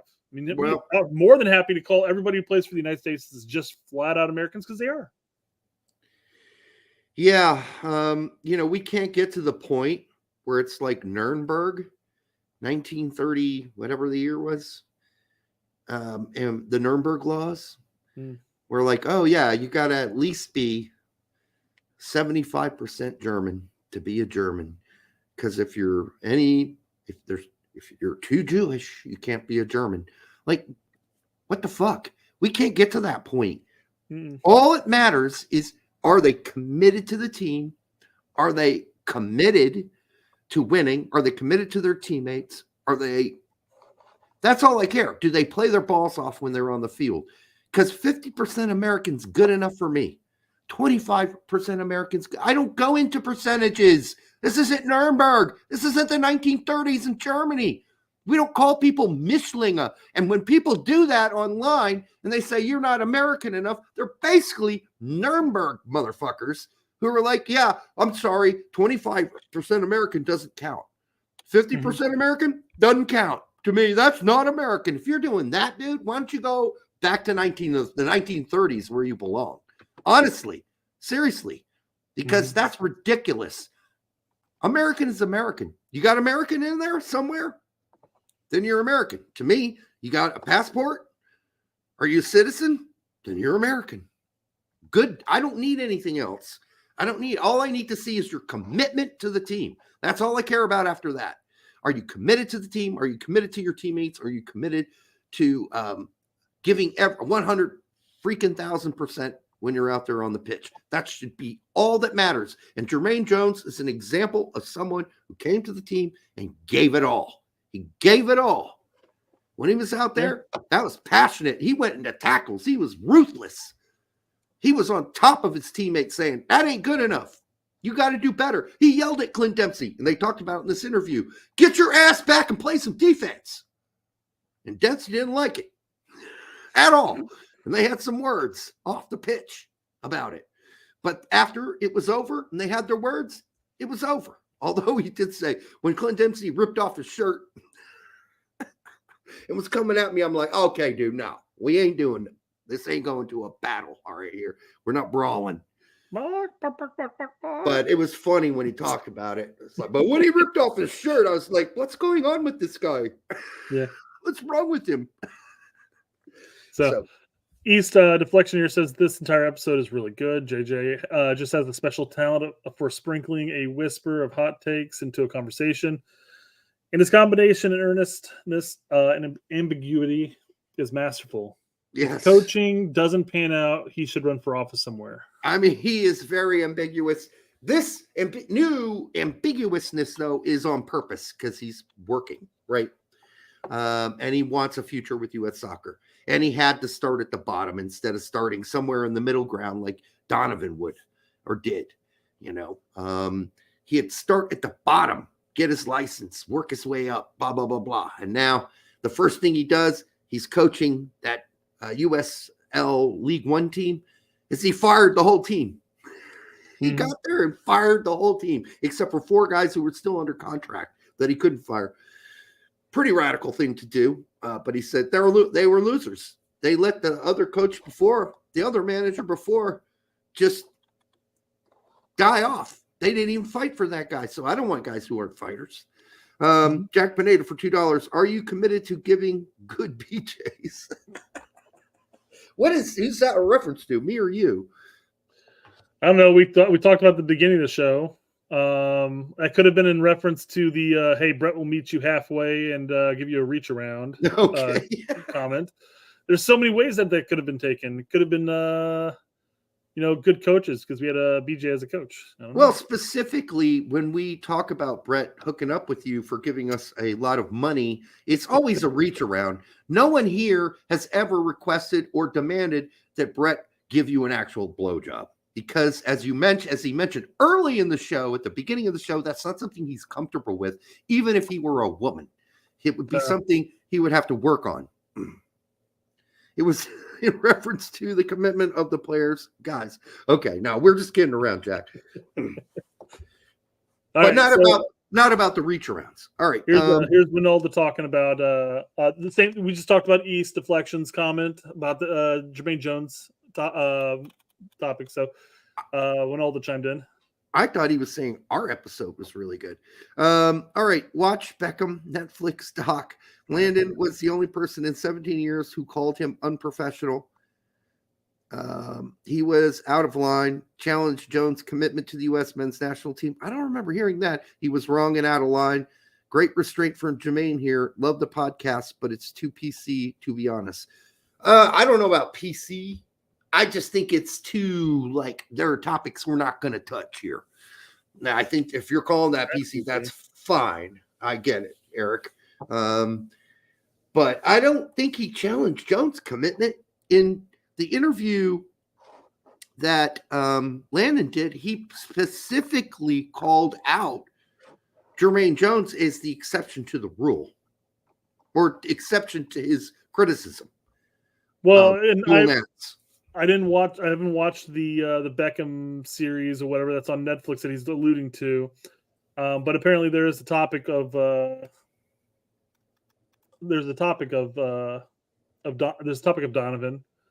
and I don't know if that comes up then.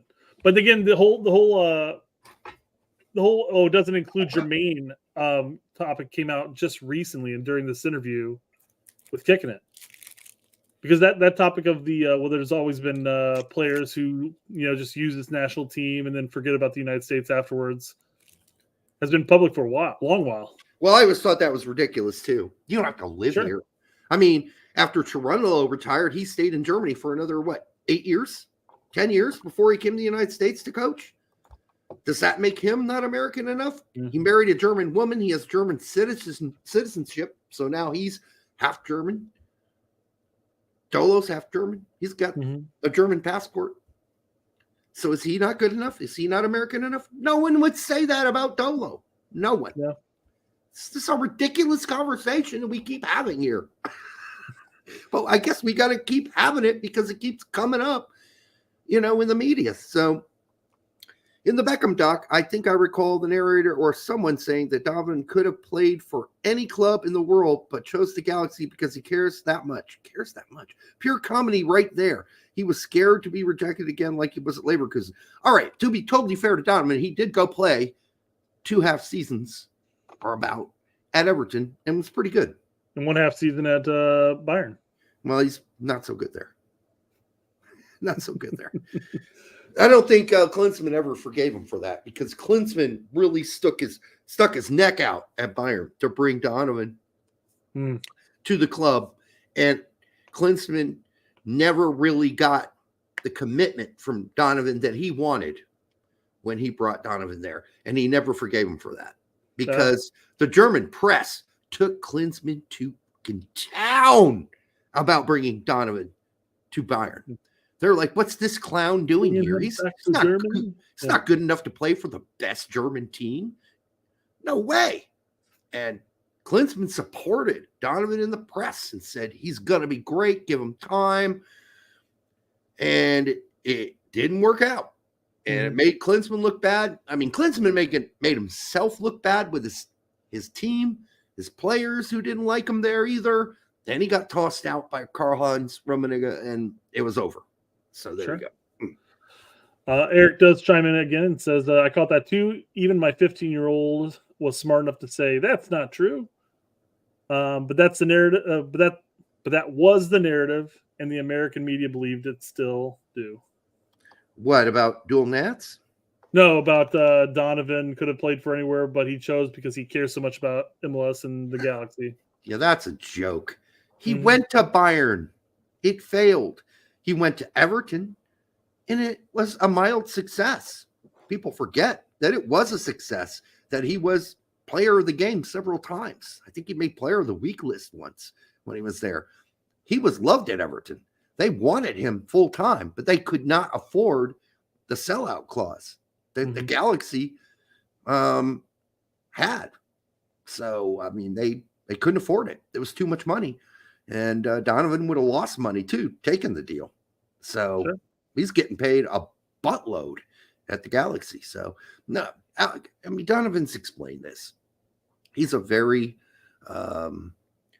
if he could, he'd probably live in a cave by himself somewhere. Now, he's broken that shell, but younger. He was a very introverted, shy young man. And, wasn't ready for major conflicts and battles. Wasn't his thing.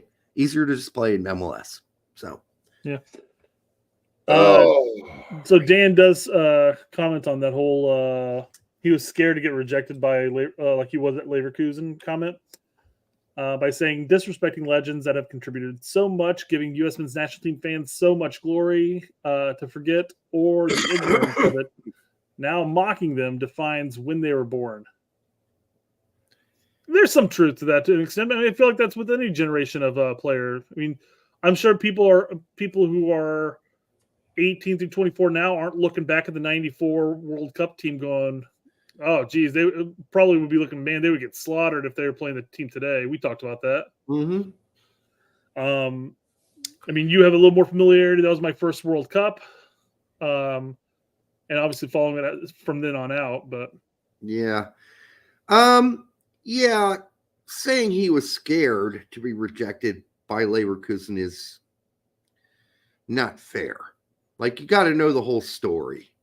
And keep in mind, again, we talked about Everton. You also, if you know the context of why Donovan decided to leave the United States, it was during his divorce and the beginning of his divorce with his first wife. And he talked about it then. And he just needed to get away. Needed to get away from that conflict and that issue. And Klinsmann had been pushing him to go play in Europe. Was it Klinsmann? I can't remember. Somebody been pushing him to anyhow to go. Probably all the fans who refer to him as what's the Twinkie Soft. thing? Yeah, Landy Cakes. Landy Cakes. So he went. And he was successful at Everton for that small amount of time. And then he actually played nonstop soccer for 2 years. Then his divorce happened. He kind of mentally crumbled. He went on that sabbatical, etc. I mean, the big problem there was that even if he wanted out after that first loan spell to Everton, even if he wanted out at that point, he had just re-signed with MLS. For a buttload of money. He wasn't going nowhere. They paid him a buttload. There is no way Everton could afford to take him away on a permanent basis. And David Moyes, who's the manager of Everton at the time, said they would like to, but they can't. They can't afford it. As a player, top marks legend for U.S. men's national team. As a pundit, it's one stub toe after the other. You're right, Brett. As a pundit, he's not been good. He's capable of being both at the same time. He can be a U.S. soccer legend and be a horrible pundit. Yeah. That's what he is. He's a very bad pundit. He has horrible takes. His takes are very self-involved. They're very in his own head. They're not objective. They're super subjective. Yeah. And you can say, well, aren't all opinions subjective? No, they aren't. Because I don't base my experience, let's say overseas, playing overseas, if I had played overseas, and my hardships there, to a point where I would say Pulisic needs to come play in MLS. Like, that's such a subjective opinion, because he's making that opinion because that's what worked for him. That's what worked for him. Where Pulisic is shown he's just fine playing at AC Milan. He's playing a lot. He's a starter. He starts every game. He scored a bunch of goals, got a bunch of assists. I'm hoping for more. But yeah, you can't, what is that called? When you take yourself and you throw it on somebody else. You can't do that. When you are a pundit, you have to look at it objectively. You have to be a genetic critic. A genetic critic looks at all the facts and the history, not an internal investigation on your own part and pushing it onto your critique. Your critique has to be genetic. It has to be about what's happening around that player. What are the facts? What are the information? What's the information that I know? It's not about postmodernism.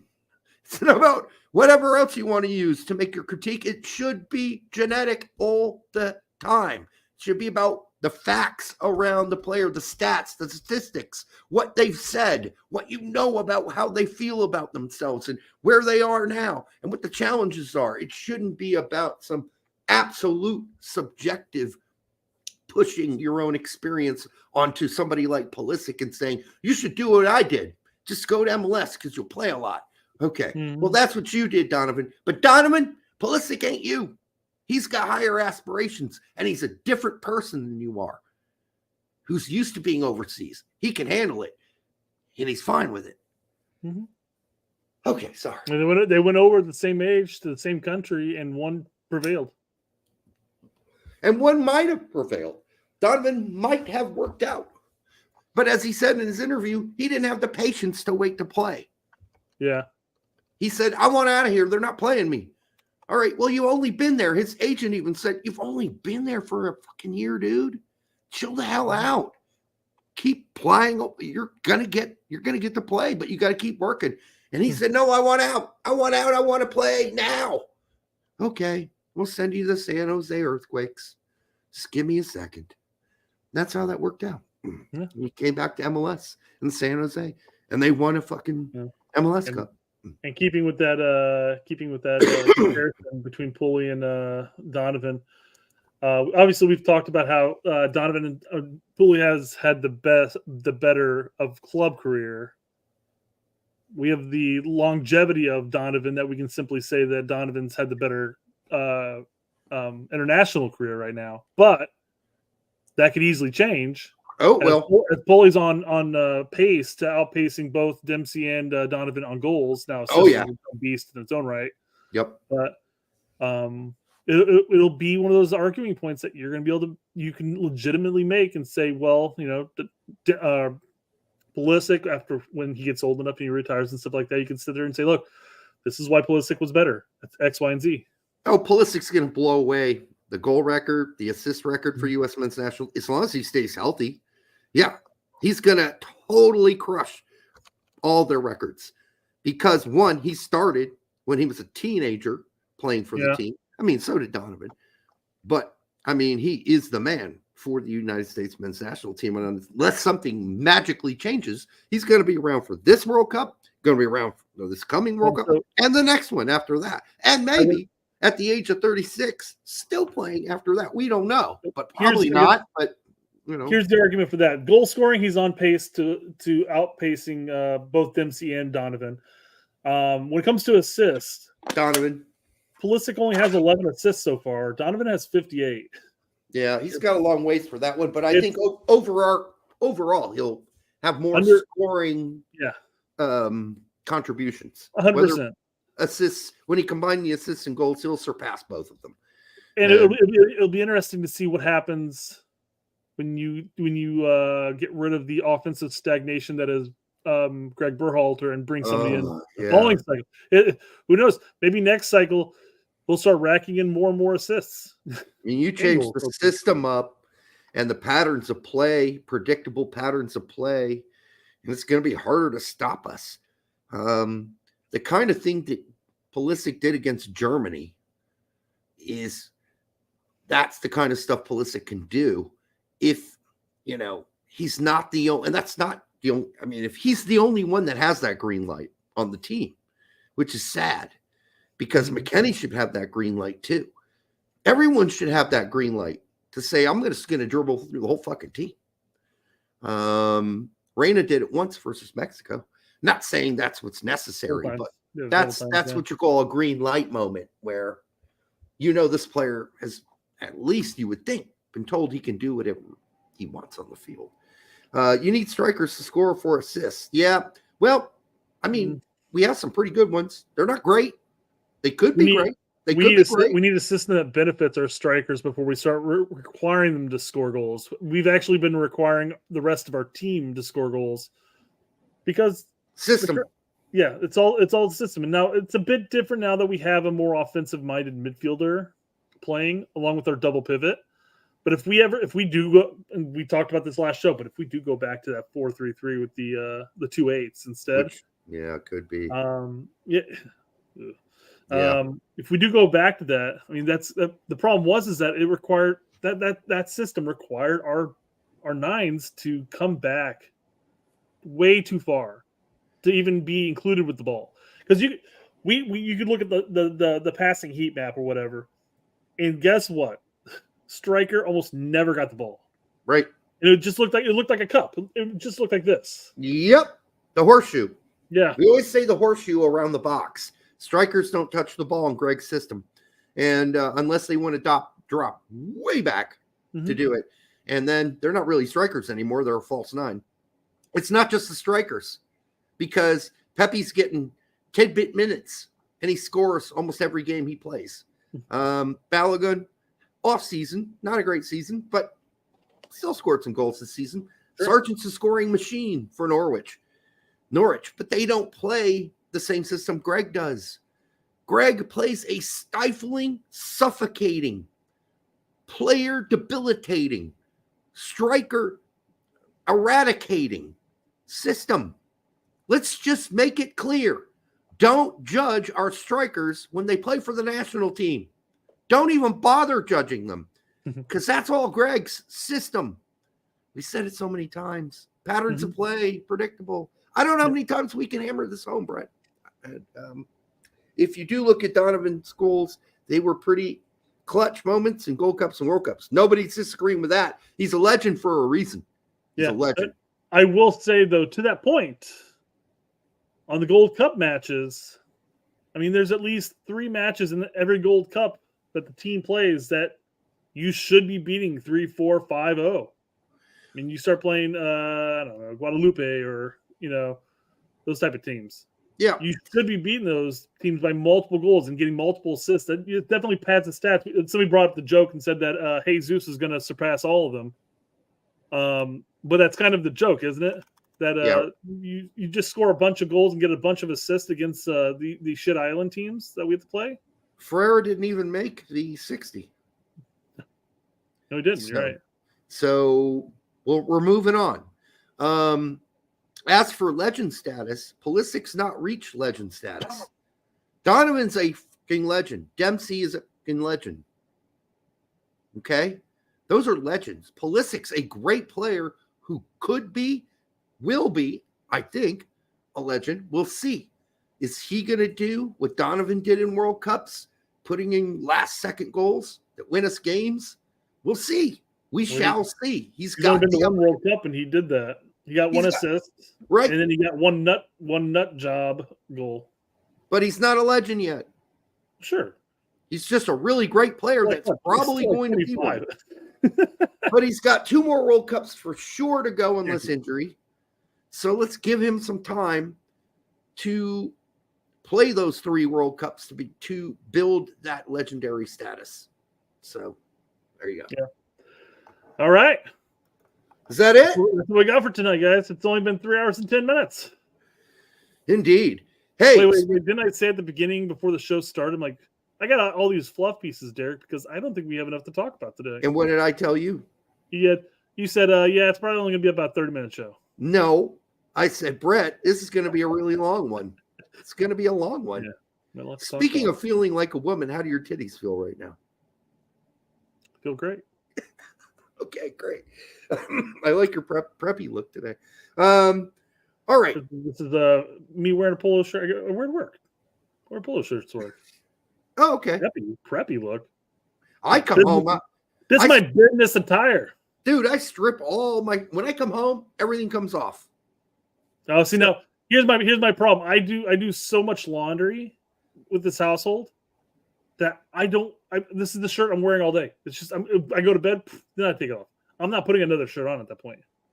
So I have this thing. You can wear a shirt twice. So I go to work, I come home, I take the shirt off, I put it back on the hanger, put it back in the closet. I'll wear it one more time. So I have 2 closets. One is the shirts I have not worn at all, and one has shirts that I've worn once.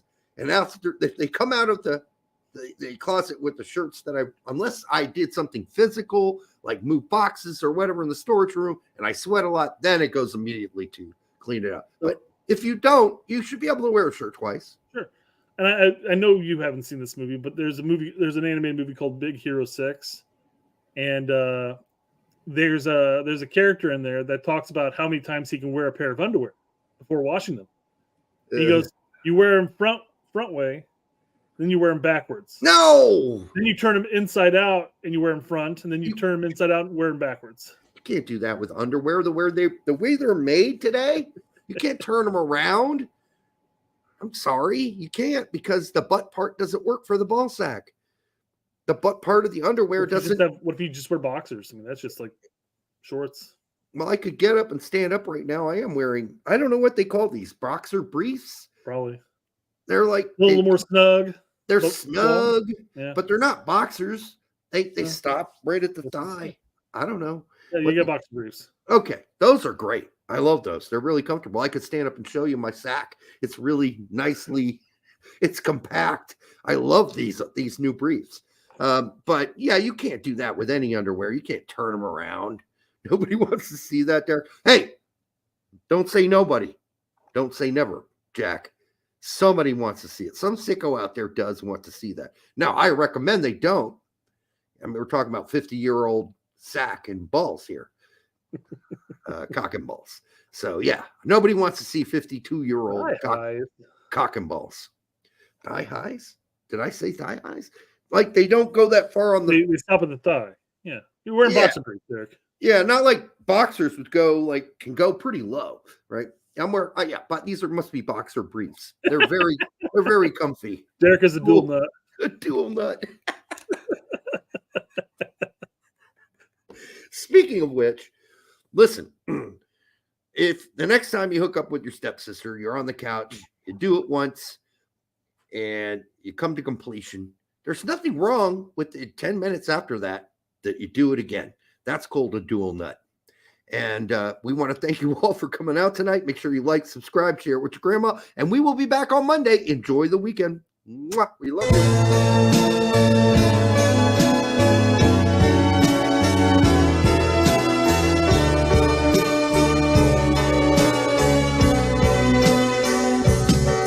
She's a trap.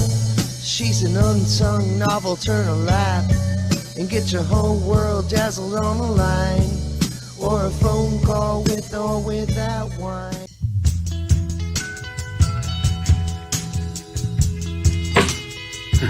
That hurt. Then what is this thing? Gio should never play for U.S. men's national team again because of the action of his parents.